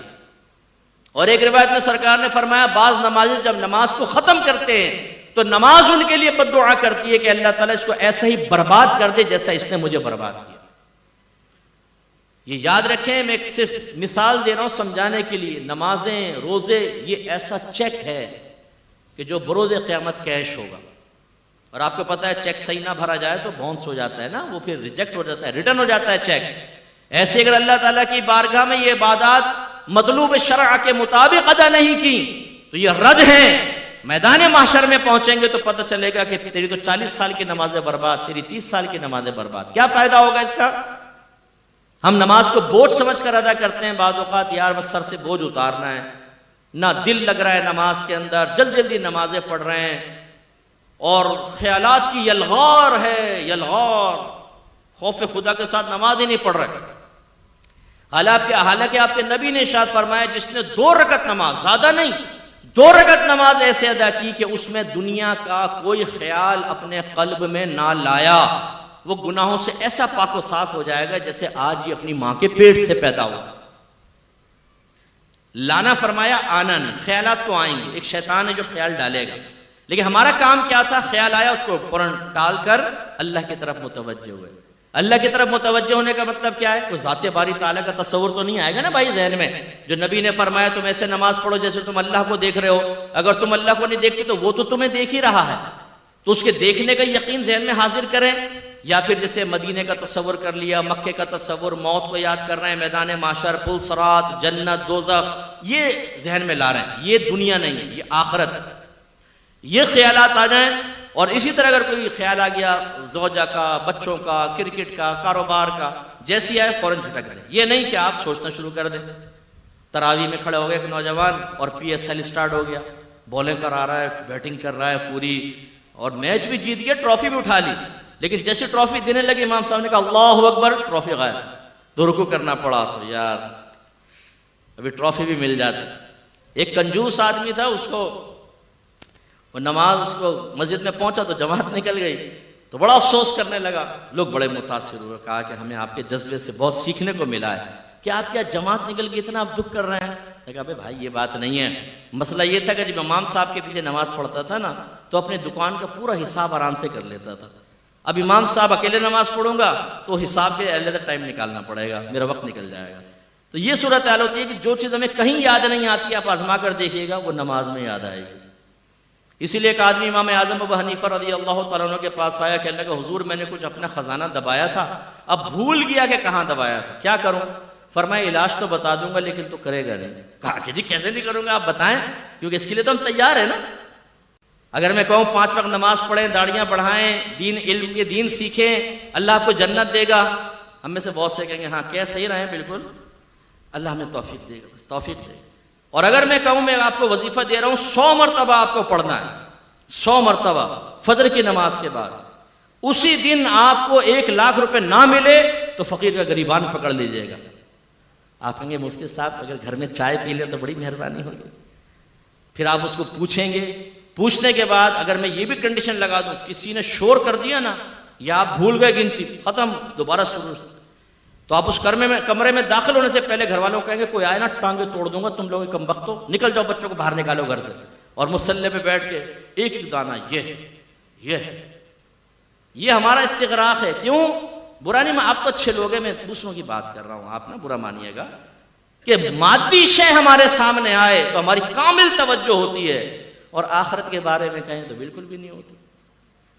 تو اللہ کے نبی نے یہ فرمایا 2 رکعت نماز، دنیا کا خیال نہ لاؤ، گناہوں سے ایسے پاک و صاف ہو جاؤ گے جیسے آج ہی ماں کے پیٹ سے پیدا ہوں۔ لیکن یہ بھی میرے نبی نے ارشاد فرمایا، علامہ آلوسی نے اس حدیث کو نقل فرمایا، سرکار نے فرمایا آخری زمانے میں ایک شخص بھی مسجد میں ایسا نہیں ہوگا جو خشوع و خضوع کے ساتھ نماز ادا کرنے والا ہو، یعنی ہر ایک دنیا کے خیالات میں مگن کھویا ہوا ہوگا۔ ایک شخص کو سرکار نے دیکھا وہ نماز پڑھ رہا ہے تو اپنی داڑھی سے کھیلنے لگا نا، جیسے ہم لوگ سیٹ کرتے ہیں نا ہمارے نوجوان، یہ پف بنا رہے ہوں گے نا، ان کو وہ آئینے میں اپنا عکس تو ذہن میں آ جاتا ہے، تو جیسے وہ آئینے میں کرتے ہیں وہ بغیر آئینے کے بھی ویسے سیٹ کر لیتے ہیں کیونکہ وہ نقشہ ذہن میں ہوتا ہے۔ اب وہ یہ سیٹ کر رہے ہیں، یہ سیٹ کر رہے ہیں، وہ شخص بھی کوئی داڑھی کو ایسا کرنے لگا، تو میرے آقا نے صحابہ سے فرمایا اگر اس کے دل میں خشوع و خضوع ہوتا تو اس کے اعضاء بھی خشوع پذیر ہوتے، یعنی اگر اس کے دل میں اللہ کا خوف ہوتا تو اس کے اعضاء سے بھی ظاہر ہوتا کہ اللہ کے خوف میں رہ کر نماز پڑھ رہا ہے، لیکن تو داڑھی سے کھیل رہا ہے، اور یہ ہمارا حال ہوتا ہے۔ تو کامل نماز کب ہوگی؟ جو مطلوب شرع کے مطابق، اور جس کو اقامت الصلاۃ فرمایا گیا وہ تب جب ان تمام مسائل کو سیکھ کر اور خشوع و خضوع کے ساتھ نماز ادا کریں۔ تو آپ برا نہیں مانیے گا، اپنی پچھلے پورے مہینے کی نماز کو آپ سوچ لیں، کوئی 2 رکعت نماز ہم نے ایسی ادا کی جس میں دنیا کا خیال نہ آنے دیا ہو۔ میری کوشش ہوتی ہے، اللہ مجھے عجب خود پسندی سے بچائے، میرا رب کا ہی کمال ہوتا ہے سب، لیکن میری کوشش ہے کہ میں لوگوں کو اصل دین کی طرف لے کر آؤں، احتساب کی طرف لے کر آؤں، اللہ جس کو توفیق دے۔ تو میں جب جمعے کی نماز پڑھانے لگتا ہوں تو میں سب کو کہتا ہوں یہ 2 رکعت نماز حدیث سنا دیتا ہوں، اور کہتا ہوں کم از کم یہ 2 رکعت نماز ایسی پڑھنی ہے کہ دنیا کا کوئی خیال دل میں نہ آئے، ہمت کیجئے گا۔ پھر تکبیر لگاتے ہیں، اللہ تعالیٰ یقیناً بہت سوں کی مدد کرتا ہوگا، اور ہو سکتا ہے میرے پیچھے جو نماز پڑھ کے نکلتا ہو وہ گناہوں سے ایسا پاک و صاف ہو چکا ہو جو آج ہی اپنی ماں کے جیسے اپنے ماں کے پیٹ سے آج ہی پیدا ہوا ہے. یہ تو اللہ کا کرم ہے نا جس کو اللہ تعالیٰ توفیق دے دے. تو یہ ہمیں بھی کرنا چاہیے. تو خلاصہ کلام یہ ہے. اب اور قائم کرنے کا مطلب کیا ہے؟ 5 وقت پڑھنا. یہ نہیں ہے نماز پڑھتے ہو 4 تو کئی سال ہو گئے بالکل نہیں چھوٹی, فجر نہیں پڑھ پاتا. ارے بھائی 5 پڑھنی ہے بھائی جان. بعض ان سے زیادہ فنٹر ہوتے ہیں وہ کہتے ہیں جی 5 نہیں پڑھ پاتا میں, 1 پڑھتا ہوں بس ظہر کی نماز. مسجد مارکیٹ والی ہے, نہ پڑھوں تو پھر وہ سارے کہتے ہیں یار تو کیسا بے نمازی آدمی, نماز نہیں پڑھتا. وہ دکھانے کے لیے ہم مسجد میں پہنچ جاتے ہیں. اکیلے ہوں گھر میں تو وہ نہیں پڑھے نماز. اور بعض ان سے بھی بڑے ہیرو ہوتے ہیں وہ کہتے ہیں جمعہ کبھی نہیں چھوٹتا بھائی کا, باقی نماز نہیں. اور جو سپرلیٹو ڈگری ہے ان کی وہ کہتے ہیں عید کبھی نہیں چھوٹتی ہے باقی. اور جو ان کے بھی استاد اعظم ہیں جو بالکل شیطان سے براہ راست کالنگ چلتی ہے ان کی, کہتے ہیں عید بھی نہیں پڑھتی. بھائی نے تو کئی سالوں سے عید بھی نہیں پڑھی. کتنے کاروباری ایسے ہیں جو عید کی پوری چاند رات لگانے کے بعد خوب تھک ہار کے جب پہنچتے ہیں تو پھر وہ غسل وغیرہ کیا اور جا کر عید کی نماز ادا کر رہے ہیں. اب کچھ ہوش نہیں ہے, کیا نیند آ رہی نہیں, تکبیر لگتی ہے تو بعض اوقات رفع یدین کر دیتے ہیں سننے ہونے کے باوجود. وہ بتاتے ہیں بھائی یہ تو کچھ اور ہے, رکوع ہو رہا ہے اور سجدے میں سو جاتا. میں نے دیکھا خود سجدے میں سو گئے, سب اٹھ گئے, سلام پھر گیا, پھر اٹھا رہا بھائی اٹھ جائے یار. اٹھ کے دیکھتا کہاں ہوں میں. یہ حالت ہے نمازوں کی ہماری. اور پھر استقامت سے نماز, موڈی نماز نہیں.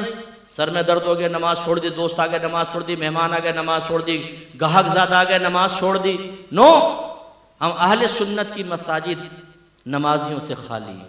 بہت ہی کم نمازی ہوتے ہیں. مجھے بڑا افسوس ہوتا ہے جہاں آبادی زیادہ ہے مسجد چھوٹی ہے وہ بھر جاتی ہیں. یہ پھر ہمارا کمال نہیں ہے, مسجد میں کیپیسٹی بہت تھوڑی ہے اور لوگ زیادہ ہیں. وہ آتے ہیں تو مسجد بڑی بڑی نظر آتی ہیں. جہاں بڑی بڑی مساجد دیکھیں 1 صف 1.5 صف 2 صف, اس سے زیادہ ہے ہی نہیں. اور ہمارے بھائی برا بہت مانتے ہیں. مفتی صاحب جو یار نعت خوانی کے متعلق بولتے ہیں. بھائی میں صرف نعت خوانی کے خلاف نہیں بولتا ہوں, میں اصلاح کے لیے کہتا ہوں.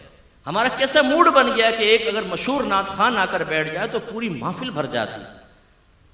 لیکن اس کے برعکس اب جو ہم مشاہدے کو دیکھ رہے ہیں, معاشرے کا مشاہدہ کر رہے ہیں, کیونکہ میں تبلیغ دین کے شعبے سے وابستہ ہوں. میں وہ عالم دین ہوں جس کو اللہ نے عزت بھی دی ہے. میرے پاس اتنا سرمایہ ہے کہ کسی سے مانگنا نہیں پڑتا. اللہ نے مجھے بہت آسودہ حال رکھا. خوددار میں شروع کا ہوں, عزت کی کمی نہیں ہے. جہاں جاتا ہوں میں اگر سال میں دعوتیں کھانا شروع کروں نا مہدی, روزانہ مجھے گھر میں کھانا بنانے کی ضرورت نہیں. اتنے عقیدت مند میرے موجود ہیں. ہر روز میں کسی گھر میں جا کے دعوت کھا سکتا ہوں, اور بہترین سے بہترین کھانا. میں ہر کمیونٹی میں گیا ہوں, بلوچوں میں, میمنوں میں. کھاؤسا تو میں نے میمنوں سے سیکھا, وہ کھایا مجھے بڑا اچھا لگا. ہمارے گھر میں ہی بنتا ہے وہ پابندی سے, ورنہ ہم نے کبھی کھایا ہی نہیں تھا. یہ ایسی ایسی ڈشیں جو آپ نے شاید کھائی بھی نہیں ہوں گی. باہر کے ملکوں میں جاتا ہوں, ایک گھر میں 6 بچیاں ہیں نا تو وہ عقیدت رکھتی ہیں ہر ایک ڈش بنائے گی اور کہے گی مفتی صاحب سے کہیں میری ڈش ضرور کھائیے گا. وہ پھر کھانے پڑتے. تو ایسے اللہ نے نعمت عطا فرمائی. اس کے لیکن اگر میں صرف ذاتی مفادات حاصل کر کے عزت سمیٹ کر اور اپنے منصب کا حق ادا نہ کروں, آپ مجھے آخرت میں کچھ نہیں دے سکتے. جتنے مجھ پہ طنز کرتے ہیں نا, یہ میرے اوپر اٹیک کرتے ہیں یا بیڈ کمنٹس پاس کرتے ہیں, میں آپ سے بالکل خوفزدہ نہیں ہوتا. اس لیے اگر میرا رب ساتھ ہے تو آپ کیا کر لیں گے میرا, میں تو اپنا منصب پورا کروں گا. کس اللہ کے نبی کی مخالفت نہیں ہوئی بتائیں.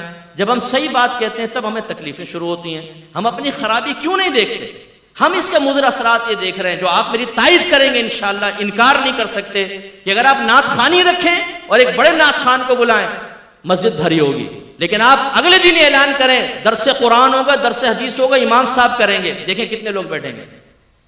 جس کو کام نہیں بھی ہوگا نا وہ بھی جاتے ہوئے اگر آپ روکیں گے کہے گا یار بہت ضروری کام ہے میں جا رہا ہوں, وہ بھاگ جائے. نہ قرآن سننے کے لیے تیار, نہ حدیث سننے کے لیے تیار. نعت خوانیوں کے لیے ہم تیار. تیجے ہو رہے ہیں 40ویں 10ویں 20ویں میلاد مصطفیٰ میں ہمارا استغراق, 11ویں ختم قادریہ. میں ان کو ناجائز نہیں کہہ رہا ہوں, ان کے دلائل ہم دے دے کے تھک گئے. ان کی جوازی صورت بیان کرتے ہیں, خرافات اس کا ہم انکار کریں گے, کسی کی تائید نہیں کریں گے. یہ نہیں کہ بھئی یہ میرا ہم مسلک ہے, ہم مذہب ہے تو یہ کر رہا ہے صحیح کر رہا ہوگا. غلط, جو مزارات تھے غلط ہے, غلط نہیں کہیں گے, یہ ہمارے منصب کا تقاضا. لیکن میں آپ کو سمجھا رہا ہوں کہ ہمارے ہاں کیا ہے, نعت خوانیاں کرنے کے بعد, مستحبات پر عمل کرنے کے بعد یہ دل اتنا مطمئن ہو چکا ہے, یا مطمئن کر دیا گیا ہے کہ اب تمہاری آخرت میں کوئی نقصان نہیں. میں آپ سے کوشچن کرتا ہوں، دیانتداری سے مجھے بتائیں، صحابہ کرام علیہم رضوان قطعی جنتی ہیں کہ نہیں ہیں؟ بولیں. رضی اللہ عنہم ورضوا عنہ وعد لهم جنات تجری تحت الانہار خالدین فیہا ابدا.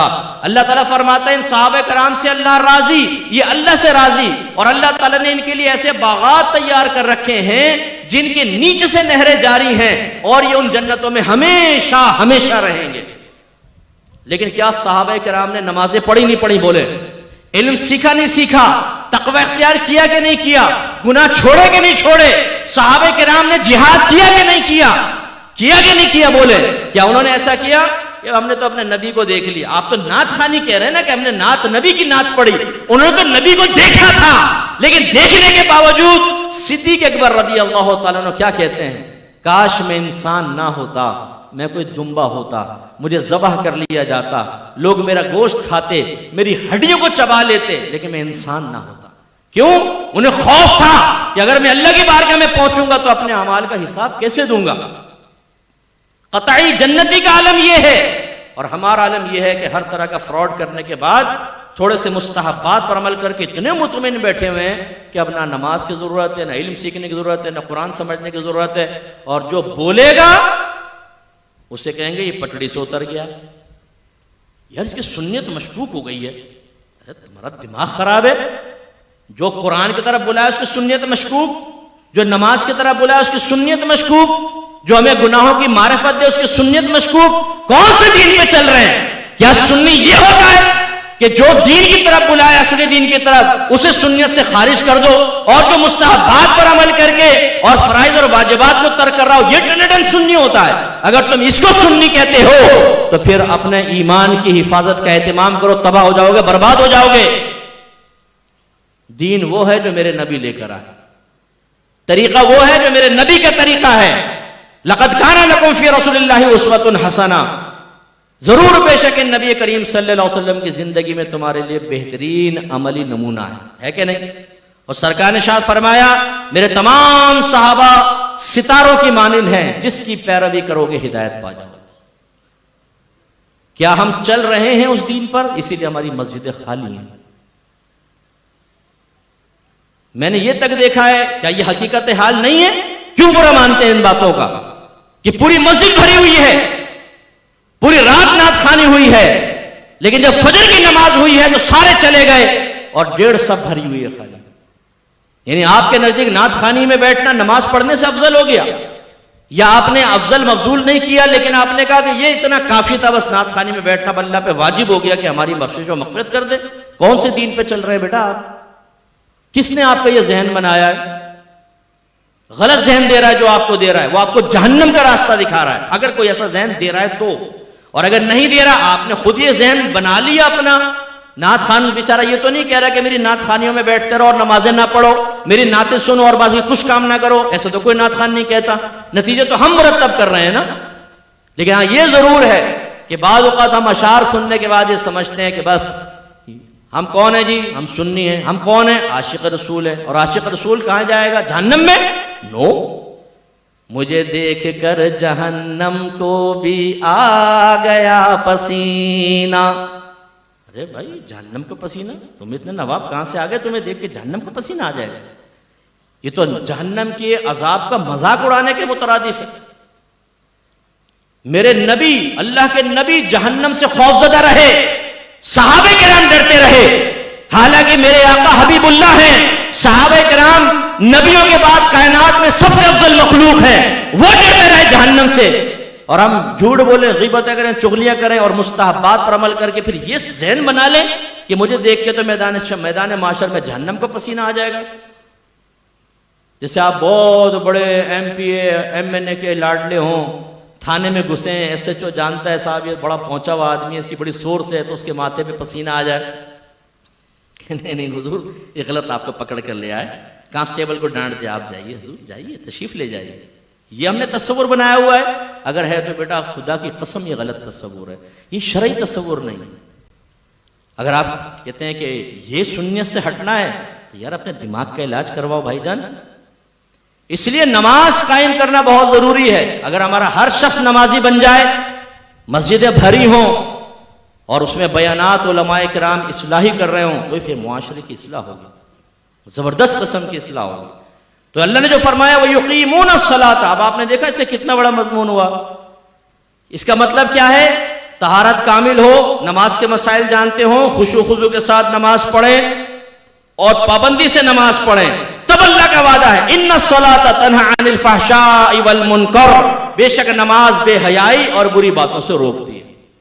اب ہم نے قرآن تو سمجھا نہیں ہوتا نا، یہ آیت جب پیش کرتے ہیں کہ بے شک نماز بے حیائی اور بری باتوں سے روکتی ہے، نوجوان کہتے ہیں یار نماز تو ہم بھی پڑھتے ہیں لیکن ٹک ٹاک چھوٹتا ہی نہیں ہے، فیس بک پہ لڑکیوں سے دوستی نہیں چھوٹتی، ماں بہن کی گالیاں نہیں چھوٹتی، فلاں کی بہن، فلاں کی بھابھی، فلاں کی ماں اور فلاں کی بیٹی، یہ چلتا رہتا ہے ہمارے درمیان، یہ پتہ نہیں اللہ نے کیا فرمایا۔ ارے بھائی جس طرح شریعت کا مطالبہ ہے ویسے نماز پڑھ کر تو دیکھو، اللہ تعالیٰ کی یہ خبر ہے، یہ کوئی حکم نہیں ہے تو خبر ہے نا، نماز بے شک نماز بے حیائی بری باتوں سے روکتی ہے، اور جب خبر دی جاتی ہے وہ یا تو سچی ہوتی ہے جھوٹی ہوتی ہے، اگر واقعے کے مطابق ہے تو سچی، زید مر گیا اور میں نے کہا زید مر گیا، یہ واقعے کے مطابق ہے نا، سچ، اور زید زندہ اور میں کہوں زید مر گیا، یہ واقعے کے مطابق نہیں، جھوٹ۔ میں آپ سے پوچھتا ہوں اللہ تعالیٰ غلط بیانی کر سکتا ہے؟ اس کے لیے جھوٹ بولنا روا ہو سکتا ہے یا ممکن بھی ہو سکتا ہے؟ نہیں، اللہ سے جھوٹ بولنا محال ہے۔ اس کا مطلب ہے اللہ کی خبر ہے، یہ سچی خبر ہے، بے شک نماز بے حیائی اور بری باتوں سے روکے گی۔ اگر ہمیں نہیں روک پا رہی تو اس کا مطلب ہے نماز کا قصور نہیں، آپ کا میرا قصور ہے۔ یہ میں آپ کو سمجھا رہا ہوں کہ قرآن جب آپ سمجھ کے پڑھتے ہیں، اس کے مضامین ذہن سے گزرتے ہیں، پھر قرآن کی گہرائی کو ہم سمجھتے ہیں جو اللہ کے نبی نے صحابہ کو سمجھائی۔ یتلو علیہم آیاتہ ویزکیہم ویعلمہم الکتاب والحکمہ، اللہ نے فرمایا کہ نبی کریم صلی اللہ علیہ وسلم صحابہ کے سامنے قرآن کی تلاوت فرماتے ہیں، ان کے نفوس کو پاکیزہ کرتے ہیں اور انہیں کتاب اور حکمت سکھاتے ہیں، عربی اللسان کو سکھاتے ہیں۔ جن کو ترجمہ آتا تھا وہ سنتے تھے، فوراً ترجمہ آ گیا، لیکن اس کی ایک گہرائی تھی، اس میں اللہ تبارک و تعالیٰ کا مقصود پوشیدہ بھی تھا۔ اللہ نے کس قصد و ارادے سے اس بات کو بیان فرمایا، وہ ظاہر قرآن پڑھ کے بات کا سمجھ میں نہیں آتا، اسی لیے تفسیر کی ضرورت ہوتی ہے، تو اللہ کے نبی صحابہ کو سمجھایا کرتے تھے یہ۔ تو جب ہم اس طریقے سے قرآن پڑھیں گے پھر ہمارے اندر تبدیلیاں پیدا ہوں گی۔ اس لیے میں آپ سے گزارش کرتا ہوں اس دعا کے ساتھ کہ اللہ تعالیٰ آپ کا اس قرآن کو پڑھنا سننا اپنی بارگاہ میں قبول و منظور فرمائے، آپ کی تراویحوں کو اللہ تعالیٰ قبول فرمائے۔ لیکن آج کے اس اجتماع کے اندر میں آپ سے گزارش کرتا ہوں خدا را اصل دین کی طرف آئیے۔ میں آپ کو یہ نہیں کہہ رہا ہوں کہ آپ مستحبات چھوڑ دیں، آپ کے گھر میں 11ویں ہوتی ہے، یہ ضرور معلوم کر لیں کہ جس طریقے سے ہوتی ہے بالکل صحیح طریقہ ہے، شریعت کے مطابق ہے، جس قصد و ارادے سے آپ کر رہے ہیں وہ قصد و ارادہ ٹھیک ہے کہ نہیں ہے، ایک دفعہ ضرور معلوم کر لیں، کیونکہ اگر آپ کو نیاز بناتے ہیں، نیاز کا مطلب کیا ہوتا ہے؟ آپ کسی بزرگ کے ایصال ثواب کے لیے جو کھانا وغیرہ بناتے ہیں اس کو نیاز کہتے ہیں ادباً۔ عام آدمی کے لیے تو اسی کا نام فاتحہ رکھ دیتے ہیں، اور نیاز کا مطلب ہوتا ہے تحفہ، نظر، نیاز۔ یہ جو بادشاہوں کے دربار میں دیتے تھے نا تو اس کو کہتے تھے تحفے، یہ نظر ہے جی آپ کی، یہ نیاز قبول فرمائیے۔ اس میں ہمارا نظریہ کیا ہوتا ہے؟ کھانا صرف اللہ کے لیے بنے، اللہ کا قرب حاصل کرنا یہ مقصود ہے، ثواب صرف اللہ تبارک و تعالیٰ دے گا، نہ بزرگ ثواب دیں گے، نہ بزرگ کا قرب مقصود ہے، نہ بزرگ کو راضی کرنے کے لیے کھانا بنا رہے، اپنے رب کے لیے بناتے ہیں۔ ارادہ بس یہ ہے کہ اللہ تعالیٰ جو ثواب عطا فرمائے گا وہ ثواب ان کو بھی مل جائے۔ اور ایصال ثواب پہ بے شمار دلائل ہیں، موضوع نہیں ہے ورنہ کبھی رکھیں گے تو انشاءاللہ اس پر بھی آپ کو بدلائل میں سمجھا دوں گا کہ ایصال اور ثواب کا مطلب کیا ہوتا ہے۔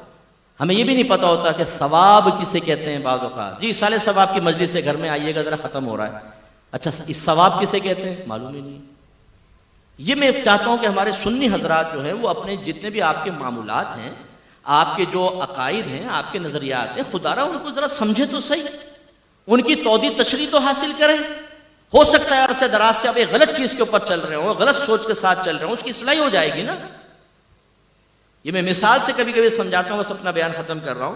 آپ بھینس کالونی میں چلے جائیں، وہاں بھینس کے تھن کے نیچے ایک بالٹی رکھی ہوگی نا، وہ اس میں دودھ نکال رہا ہوگا، لیکن اگر آپ شروع میں چلے جائیں گے دیکھیں گے وہ بالٹی میں اتنا سا پانی پہلے ڈال کے رکھے گا نا، پھر اس میں دودھ نکالے گا۔ پھر یہ دکان والے پہنچ جاتے ہیں، اپنے ڈرم رکھتے ہیں وہاں پر، اس میں اتنا پانی پہلے ہوتا ہے، اس ڈرم میں دودھ ڈلتا ہے، پھر یہ آ کے دکان پہ سپلائی کرتے ہیں، دکان والے کے پاس اتنا بڑا ٹب ہوتا ہے، اس میں اتنا پانی وہ پہلے ڈال کے رکھتا ہے، یہ اس میں انڈیل دیتا ہے۔ پھر آپ دکان سے دودھ لا کر گھر والی بہن کو دیتے ہیں، وہ انہی بھائیوں کی سنت پر عمل کرتے ہوئے برتن میں جب دودھ ابالتی اتنا پانی پہلے ڈال دیتی ہے، اس میں مکس کر دیتی ہے۔ اب یہ جو ابل رہا ہے نا، یہ دودھ کم پانی زیادہ ہے، یہ ایسا لگتا ہے کہ پانی میں تھوڑا سا دودھ کا چھینٹا ملایا گیا ہے، اتنا ناقص دودھ۔ آپ نے کبھی خالص دودھ، بہت سے بچے تو ایسے ہوں گے پیا ہی نہیں ہوگا کبھی آپ نے، یہ پتلے دودھ ہی پانی کی طرح دودھ پی پی کے آپ سمجھ رہے ہیں کہ ڈولے بن گئے، ٹارزن ہو گیا ہوں میں، بیٹا آپ نے اصلی دودھ تو کبھی پیا ہی نہیں۔ تو اب میں آپ سے پوچھتا ہوں، بتائیں جو بھینس کے تھن سے نکل رہا تو دودھ ایک وہ ہے، اور ایک جو آپ کے چولہے پہ ابل رہا ہے ایک دودھ ہی ہے، ان میں فرق ہے کہ نہیں ہے؟ بولیے کیا فرق ہے؟ بولیں۔ وہ خالص، یہ ملاوٹ والا۔ یہ جو نظریات اور معمولات مسلمانوں کی میجورٹی میں ہیں، یہ ایسا نہیں ہے کہ مسلمان کوئی غلطی پر ہے۔ اللہ لا تجتمع امتی علی الضلالہ، اللہ تعالیٰ سرکار فرماتے ہیں اللہ میری امت کو کبھی گمراہی پر جمع نہیں کرے گا، کبھی ایسا نہیں ہوگا۔ لیکن یہ اکابرین نے جس صورتوں میں ہمیں تعلیم کی تھی اس میں ایڈنگ کرنا شروع ہوئے لوگ، کسی نے کچھ کیا، کسی نے کچھ کیا، کسی نے کچھ کیا، کسی نے کچھ کیا، کچھ خاندانی رسومات آ گئیں۔ کنڈے کی نیاز ہو رہی ہے جی، مٹی کے کنڈوں میں بنے گی، ایک کمرے میں رکھی ہوگی، اسی میں جا کر کھانا ہوگا، باہر نہ نکالنا۔ کیوں؟ باہر نکلے گا تو دھماکہ ہو جائے گا بھائی، کیوں نہیں نکالنا؟ بی بی فاطمہ کے نیاز ہے، بعض گھر والے کہتے ہیں مرد نہیں کھائیں گے، یہ بی بی فاطمہ کی نیاز، یہ کوئی پیٹو قسم کی عورت ہوگی، اس نے یہ نکالا ہوگا مقولہ کہ مرد کھا جاتا ہے تو ہم ہی کھائیں، گھر کی نیاز ہے۔ بھئی کہاں سے آپ نے نکال لیا؟ یہ میں آپ کو سمجھا رہا ہوں، ایک دفعہ چیک کروا لیں، اور آپ کو اس پر قدرت حاصل ہونی چاہیے۔ جتنے یہاں پر اہل سنت سے تعلق رکھنے والے افراد تشریف فرمائیں، جو آپ کے عقائد اسلام ہیں وہ بھی، جو آپ کے عقائد اہل سنت ہیں وہ بھی، آپ کے معمولات اہل سنت، آپ کے نظریات اہل سنت، جو کوئی آپ سے پوچھے اس کی توضیح تشریح آپ کے ذہن میں ہونی چاہیے۔ بچہ پوچھے ابو ہم یا رسول اللہ کیوں کہتے ہیں، سمجھائیں اپنے بچے کو کیوں کہتے ہیں یا رسول اللہ، اس کے پیچھے کون سا نظریہ ہے، اس کے پیچھے کیا دلیل ہے، یہ سمجھانا آپ کی ذمہ داری ہے۔ یہ نہیں ہے کہ ہمارے ابا کہتے ہیں آئے ہم اس مسجد میں نماز پڑھتے ہیں جس پہ یا اللہ یا رسول اللہ لکھا ہوا تھا اس لیے ہم کرتے ہیں، یہ کوئی دلیل نہیں ہے۔ سیکھتے کیوں نہیں آپ کو اپنے عقیدے کی توضیح تشریح خود معلوم ہونی چاہیے، اور آپ کو بولنے پر قدرت ہونی چاہیے کہ جب کوئی پوچھے تو آپ نپے تلے الفاظ میں سمجھا بھی سکیں۔ نہ دے یہ ٹھیکہ علماء کو، نہ دے ہمیں یہ ٹھیکہ، ہم سے سیکھ کر یہ ٹھیکہ آپ لے لیں، اپنے اطراف پہ لوگوں کو سمجھانا آپ کی ذمہ داری ہے۔ ہم ہر جگہ نہیں پہنچ سکتے، اور آپ اگر نہیں سمجھا سکتے، خالی آپ اس سے ٹچ رہیں گے اور گہرائی کو نہیں سمجھیں گے، اس میں خرابی پیدا ہوتی ہے۔ ایک کوئی ایڈنگ کرے گا، کوئی ایڈنگ کرے گا، کوئی ایک ایڈنگ۔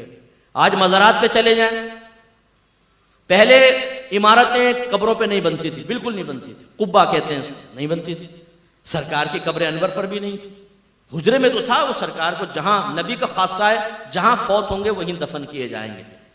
جہاں سے کسی کی مٹی اٹھائی جاتی ہے نا، تو جو اللہ تعالیٰ نے جب آدم علیہ السلام کا پتلا تیار کرنے کا ارادہ فرمایا، فرشتوں سے فرمایا پوری زمین سے مٹی لے کر آؤ، تو جس کی جہاں سے مٹی اٹھائی گئی ہے وہی اس کا مدفن ہوتا ہے۔ تو یہ فضائل مدینہ میں لکھا ہے کہ نبی کریم صلی اللہ علیہ وسلم جہاں مدفون ہے، اس کا مطلب ہے یہیں کی مٹی جو تھی یہ آدم علیہ السلام کے جس میں اقدس میں شامل ہوئی، اس کا حصہ ایک سرکار کو ملا، اسی لیے سرکار یہاں مدفون ہے۔ تو اس کا مطلب یہ وہ مٹی ہے جہاں سے سرکار کو حصہ ملا، اور وہاں جہاں فوت ہوتا ہے نبی تو وہ ویسے تو تھا مکان، لیکن باقاعدہ عمارت قصدن نہیں بنائی گئی۔ لیکن جب بے حرمتیاں شروع ہوئیں، اور خصوصاً جب اولیاء کرام یا مفتیان کرام اور بڑے بڑے مجتہدین کی قبور بننا شروع ہوئیں، تو پھر لوگ ان کی قبور پر حاضر ہوتے، دھوپ ہے، گرمی ہے، تو علماء نے اجازت دی کہ تھوڑا سا شیڈ وغیرہ ڈال دیا جائے تاکہ لوگ اس کے سائے میں بیٹھ کر ایصال ثواب کر سکیں، قرآن پڑھ سکیں۔ اس وجہ سے بس پھر اس کو ایک عمارتی شکل باقاعدہ دے دی گئی، مزارات بننا شروع ہوئے، اور اتنی بکثرت بنے، مسلمانوں کی میجورٹی ہر زمانے میں علماء فقہا موجود رہے، انہوں نے اجازت دی صحیح قصد و ارادے کے ساتھ۔ اب یہاں تک تو تھا۔ اچھا، پھر قبے سے پہلے چادر ڈالنے کا رواج ہوا۔ وہ کیسے ہوا؟ وہی بے حرمتی سٹارٹ ہوئی، لوگ آئے قبروں پہ چڑھنا شروع ہوئے، تو ارادہ ہوا کہ بھئی اگر کسی ولی یا کسی عالم کی قبر ہے اس پہ کپڑا ڈال دیا جائے تاکہ داخل ہونے والا قبرستان میں فرق کر سکے کہ بھئی یہ کسی بزرگ کی قبر ہے، اس کی تو بے حرمتی نہ کریں کم از کم لوگ۔ بس یہ مقصد تھا۔ اس میں نہ مردے کو فائدہ ہے، نہ آپ کو فائدہ ہے، نہ اس میں کوئی ثواب کے پہلو، کچھ بھی نہیں ہے، نہ یہ نبی سے منقول، نہ صحابہ کرام سے منقول۔ پھر لوگوں نے سالانہ وفات کے ٹائم جس کو ہم عرس کہتے ہیں وہ مزارات وغیرہ پہ حاضر ہوئے، چلو اجتماعی طور پہ سال ثواب کریں گے، علماء نے اس کی بھی اجازت دے دی کہ چلو اجتماعی طور پہ آگے قرآن ہی پڑھ رہے ہیں نا. بس یہ چند چیزیں تھیں جس کو کسی صحیح لاجک کی وجہ سے جائز قرار دی. پھر جب یہ عوام میں چلا گیا، آپ عوام کو جب کچھ دے دیتے ہیں تو بعض اوقات علماء کی گریب ختم. پھر عوام اگر علماء بھی ہم جیسا بولنے لگتا ہے تو کہتے ہیں پٹڑی سے اتر گیا ہے. پٹڑی پہ چڑھے ہو، ذرا میرے سامنے تو آؤ، میں تمہاری اوقات تمہیں یاد دلاؤں، اللہ مجھے عجب و پسندی سے محفوظ فرمائے. تم پیچھے پیٹ پیچھے باتیں کرتے ہو، آؤ ذرا میرے سامنے تو بیٹھ کے بتاؤ، میں دیکھتا ہوں تم کتنا پٹڑی پہ چڑھے ہوئے ہو. تمہیں جیسے لوگوں نے گمراہ کیا، پورے اہل سنت کے نوجوانوں کو تباہ کر دیا ہے کہ وہ اپنی توانائی اپنے ملک، اپنے مسلک، اپنے مذہب کے لیے استعمال نہیں کر رہے، بیکار کاموں میں استعمال کر رہے ہیں. اور تم نے ان کو مستحبات میں لگا کر ان کو اخروی لحاظ سے اتنا اطمینان دے دیا ہے کہ وہ اپنا احتساب تک کرنے کے لیے تیار نہیں ہے. معاشرے کو اس بیڑا غرق کر دیا تم نے. اور پھر ہم جیسا آدمی اللہ کسی کو کھڑا کر دے جو اپنے ذاتی مفادات کو نظر انداز کر کے لومت لائم کا خیال کیے بغیر لوگوں کو دین کی طرف بلائے، اصل دین کی طرف، تم گمراہ کرتے ہو. یہ پٹڑی سے اتر گئے، ان کی سنیت مشکوک ہو گئی ہے. اچھا تیری سنیت بڑی کنفرم ہے نا، آدھرا بیٹھ میرے سامنے، میں پوچھتا ہوں سنیت کہتے کس کو ہے، ذرا جواب تو دو. ہر دور میں اللہ تعالیٰ ایسا مرد مجاہد پیدا کرتا رہے گا جو تبلیغ دین کرے گا. اگر ایسے لوگوں کو مار دیا جائے دین کا بیڑا غرق ہو جائے گا. یاد رکھو اصل دین بتانے والا کوئی نہیں بچے گا، گمراہی کے علاوہ کچھ نہیں ہوگا. ہر دور میں اللہ تعالیٰ ہمتیں پیدا کرے گا. اگر میں ہوں آج اور ہمارے چند اور علماء ہیں، مفتی منیب الرحمان صاحب اس میں میرے لیڈر ہیں، میں نے مفتی صاحب کو دیکھا ہے بغیر لومت لائم بیان کرتے رہے، لوگ گالیاں تک بکتے ہیں. یہ تمہاری سنیت کہ اگر تمہاری مزاج کے مطابق تمہارے مستحبات کے اوپر صرف تمہاری تعریفیں کی جائیں، نمازوں کا نہ کہا جائے، احتساب نہ کیا جائے تو تم تعریفیں کرو، اور اگر اصل دین سکھایا جائے تو تم گالیاں بکو علماء کو. اس کا نام سنیت ہوتا ہے. تو نتیجہ کیا نکلا؟ اب لوگ مزارات پہ جا رہے ہیں ڈھول ڈھمک کے دم دڑم دم دم دڑم دم. میں نے جامع نظامیہ میں پڑھا لاہور میں درس نظامی، داتا صاحب کا مزار بالکل قریب، پیدل ہم جاتے 5 سے 7 منٹ کے اندر. لیکن میں عرس میں وہاں جانے کی ہمت نہیں کر پا. ایک دفعہ جاتا تھا، حاضری دی بس. وجہ کیا ہے؟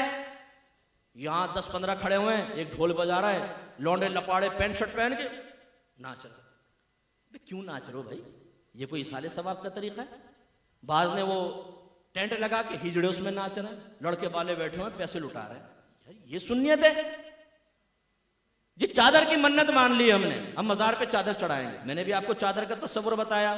اعلی حضرت نے فرمایا ایک چادر کافی ہے، اس کے علاوہ ضرورت ہی نہیں کیونکہ مقصد پورا ہو گیا. ہم نے چادر کو مقصود اصلی بنا دیا. بیٹی کی شادی نہیں ہو رہی، میں نے منت مانی داتا صاحب کے مزار پہ چادر چڑھاؤں.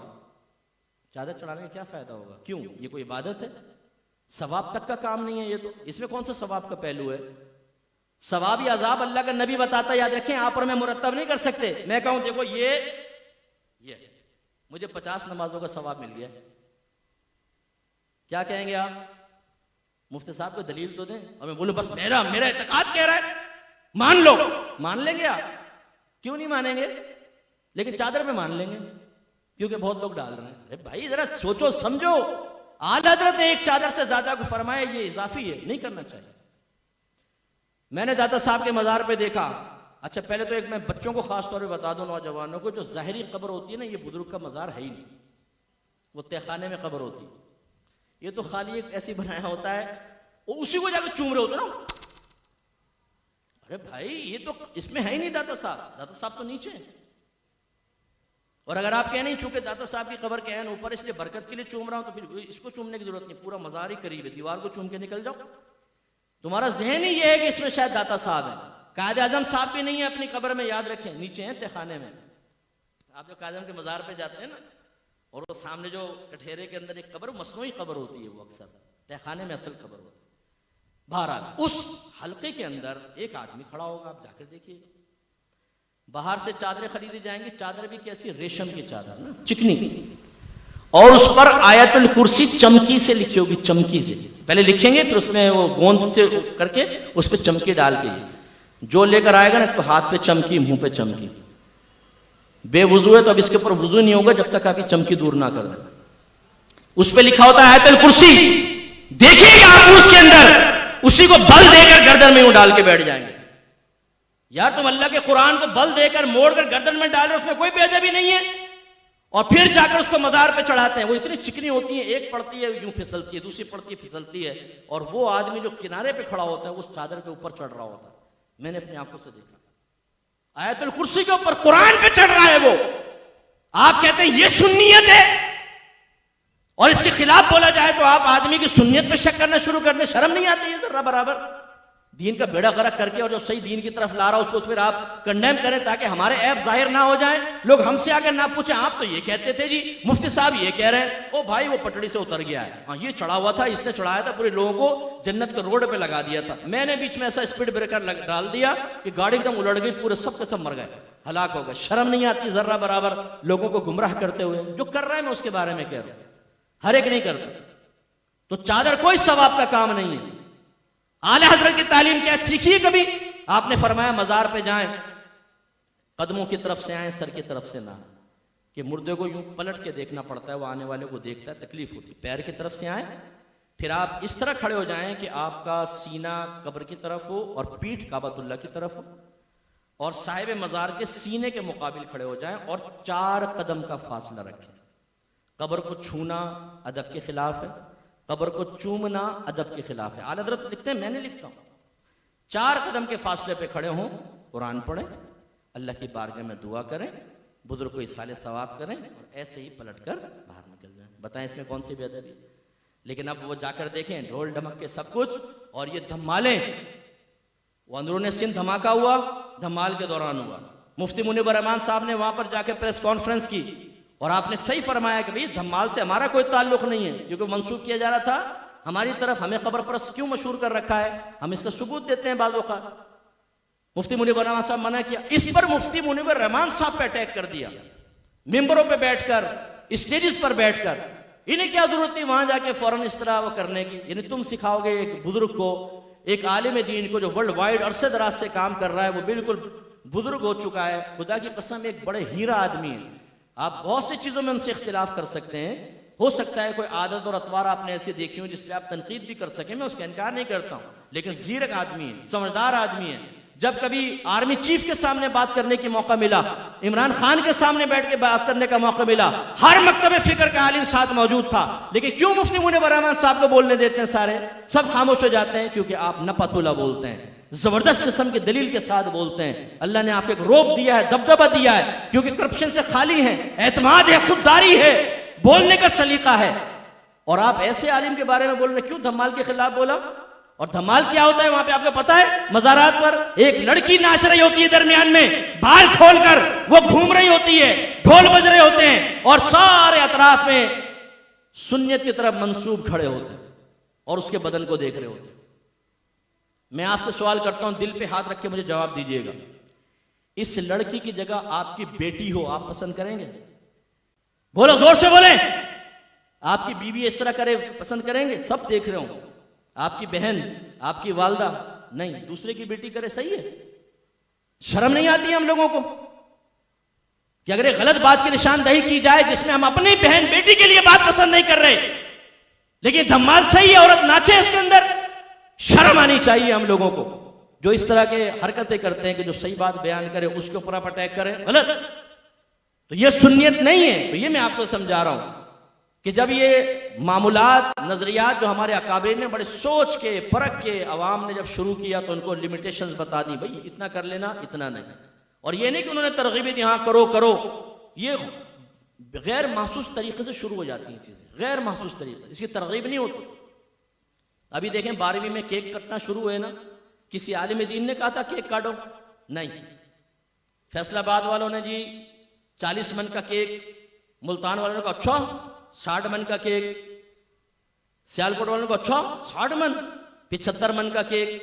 یہ کیک شروع ہو گیا, اس کے اوپر لکھا ہوتا ہے, میں نے یو کے میں منع کیا ایک جگہ نا, عید میلاد النبی صلی اللہ علیہ وسلم مبارک, گنبد خضرا نیچے اور کچھ, چلے جی کیک کاٹتے ہیں.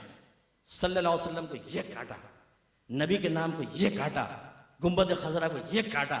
لالچی اور بھوکے قسم کے سائیڈ میں کھڑے ہوتے, یہ ہاتھ مارا, پورا گنبد اندر گیا, درود شریف اندر گیا. یار یہ تمہیں بدتمیزی نظر نہیں آ رہی؟ خسرو پرویز نے سرکار کا جب رکا پہنچا تھا تبلیغ کا, اس نے چاقو سے اس کو کاٹ دیا تھا.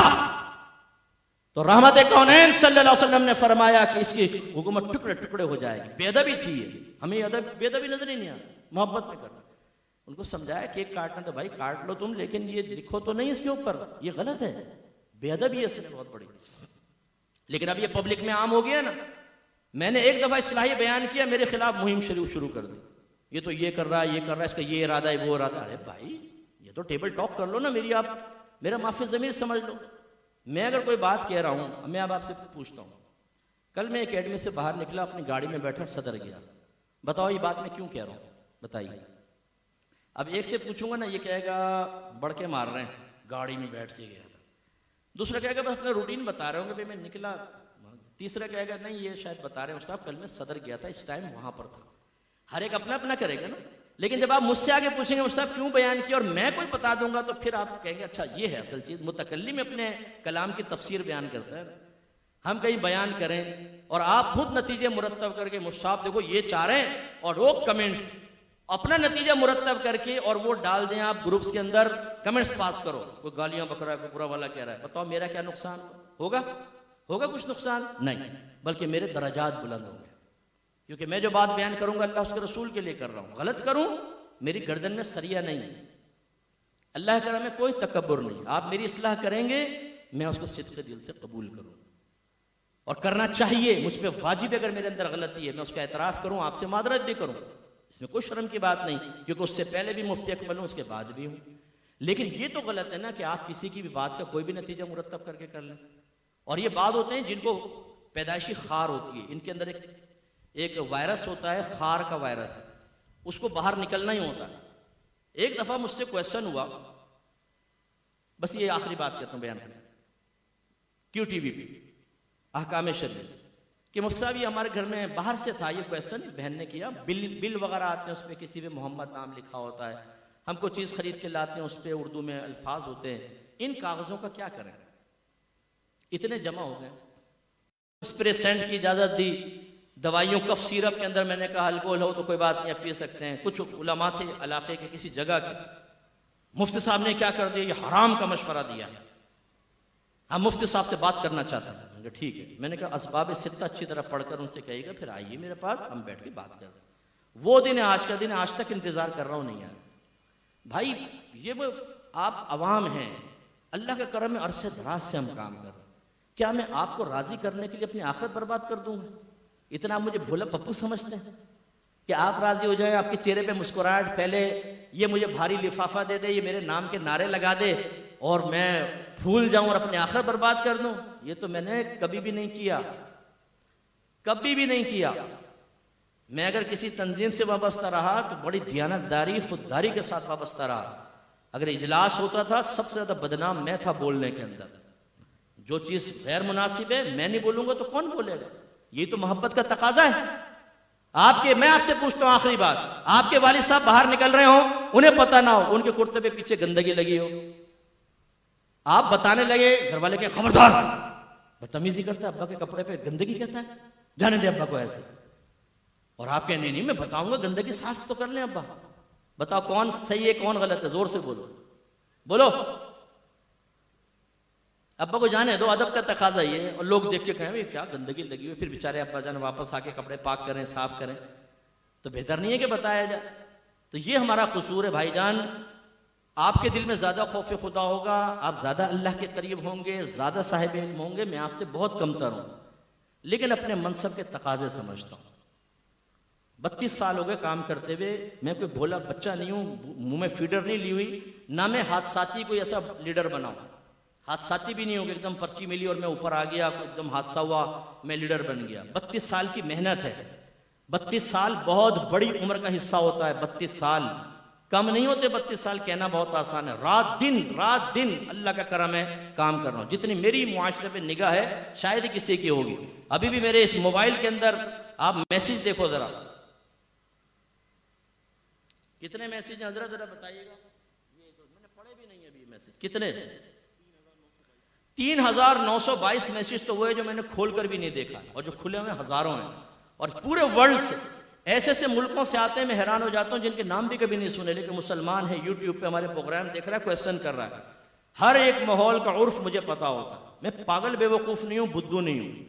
اس لیے میں آپ سے گزارش کرتا ہوں، اگر کوئی عالم دین ہماری اصلاح کرے، اچھے انداز سے بیان کرے، ہمیں صحیح راستے پہ لائے، ناراض نہ ہو، ان لوگوں کا ساتھ نہ دیں جو اٹیک کر رہے ہیں اور وہ اپنی دنیا میں مگن ہیں۔ ان سے پوچھو تو صحیح، بے غلط کیا ہے، کوئی خلاف شرع ہو تو بتائیے، پھر کچھ کر دیں، نہیں ہے تو پھر ہم انشاءاللہ آپ سے کوئی نفع نہیں لیں گے۔ کوئی ایک ایسا بیٹھا ہے جس سے میں نے ذاتی فائدہ لیا ہو، ایک بھی کھڑا ہو جائے، یہاں ایک بھی کھڑا ہو جائے، یہ بیان چلے گا یوٹیوب پر، بڑے بڑے ارب پتی لوگ میرے دوست ہیں، اللہ کا بڑا کرم، عقیدت رکھتے ہیں، پیار رکھتے ہیں۔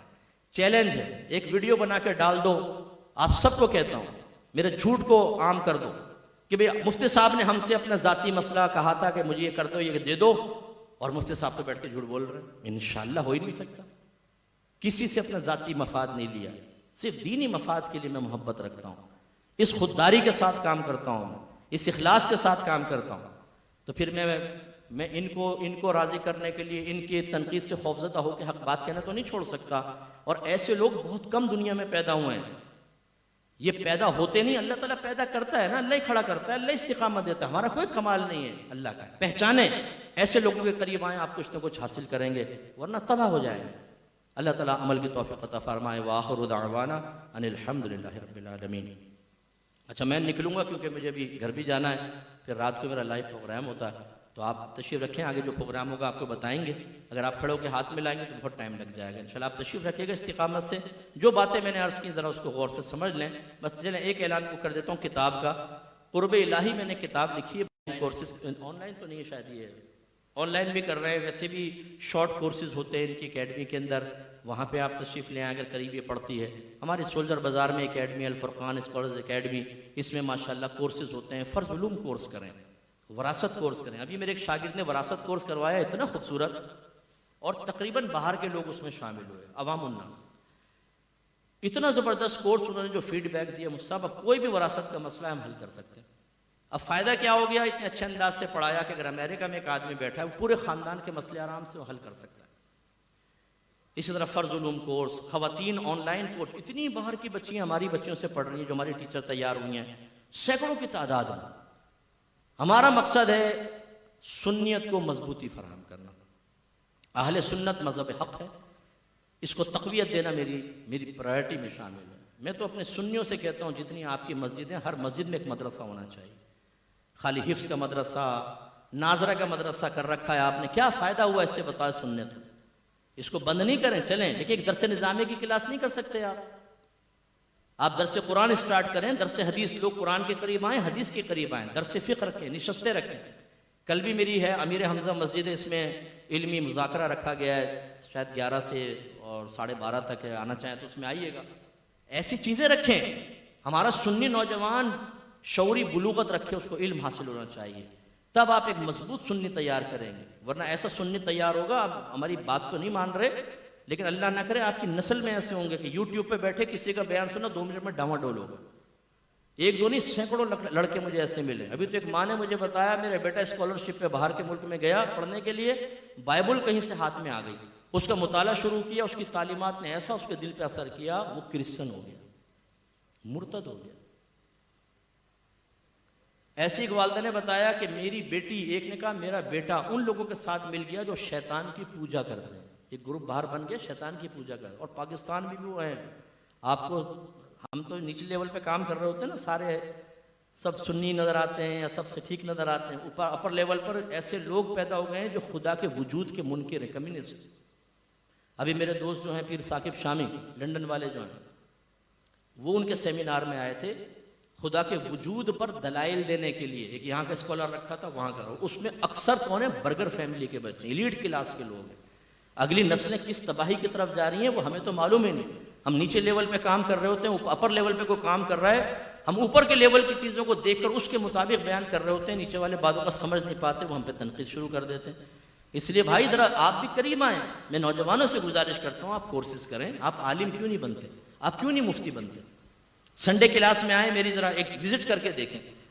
Only engineer, doctor, professor, bankers, job کرنے والے ہاؤس وائف، دینی تعلیم کا داخلہ ممنوع ہے اس میں۔ اور میری جو کلاس ہے جس کو اس سال 6ٹھا سال ہوگا، 5 سال کمپلیٹ ہو گئے، 6ٹھے سال میں آئے گی، 5 سال اور ماشاءاللہ 100 سے اوپر اسٹوڈنٹس اس میں، پھر چوتھا سال، پھر اب 5واں سال، چوتھا سال، تیسرا سال، دوسرا سال، پہلا سال، اور پیسے لے کے پڑھاتا ہوں، فیس لے کر، فیس تھوڑی رکھی لیکن ہے، پیسے دے کے پڑھتے ہیں۔ آپ مفت میں پڑھائیں سمجھ میں نہیں آئے گا، بھاگ جائیں گے، کون ٹائم نکالتا ہے؟ ہم پیسے لے کے پڑھا رہے ہیں اور لوگ ہمارے پاس بڑی کوانٹٹی میں آ رہے ہیں، کیوں؟ ٹیچنگ میتھڈ ہے، لوگوں کے نفسیات کو سمجھتے ہیں۔ شہر میں پیدا ہوا ہوں، شہر میں زندگی گزری ہے، کراچی کے اندر ہی میری پوری عمر گزری ہے، میں کوئی غاروں کے اندر پیدا نہیں ہوا، کسی پسماندہ علاقے سے میں آ کر یہاں پر نہیں آیا ہوں کہ میری شہر کے لوگوں کی کیمسٹری میں نہ سمجھ پاؤں اور میری مینٹلٹی میچ ہی نہ کرے اور میں اپنا ہی بس طریقہ کار کر رہا ہوں۔ ایسا نہیں ہے کہ جو وہاں سے آتا ہے ہر ایک کوئی بیکار ہے، معاذ اللہ، کوئی حقارت سے نہیں کہہ رہا ہوں، لیکن بعض اوقات ایسا ہوتا ہے کہ کیمسٹری میچ نہیں کرتی، وہاں کا اپنا ان کا ماحول ہوتا ہے، تو اس لیے آپ ہمارے قریب آئیں گے، بہت برکت ہوگی، آپ بھی عالم ہو سکتے ہیں، آپ بھی مفتی ہو سکتے ہیں، ایک دفعہ آزما کر دیکھ لیں۔ ہمارا ٹیچنگ میتھڈ ایسا ہے کہ آپ کو بہت آسانی سے چیز سمجھ میں آئے گی۔ اللہ تعالیٰ عمل کی توفیق عطا فرمائے۔ پھر بھی میری کوئی بات آپ کو بری لگی ہو، میں نے ہرٹ کر دیا ہو، تو میں آپ سب سے معذرت چاہتا ہوں، لیکن جو باتیں کہیں اس پہ تھوڑا غور کیجیے گا، انشاءاللہ بہت برکت ہوگی۔ السلام علیکم۔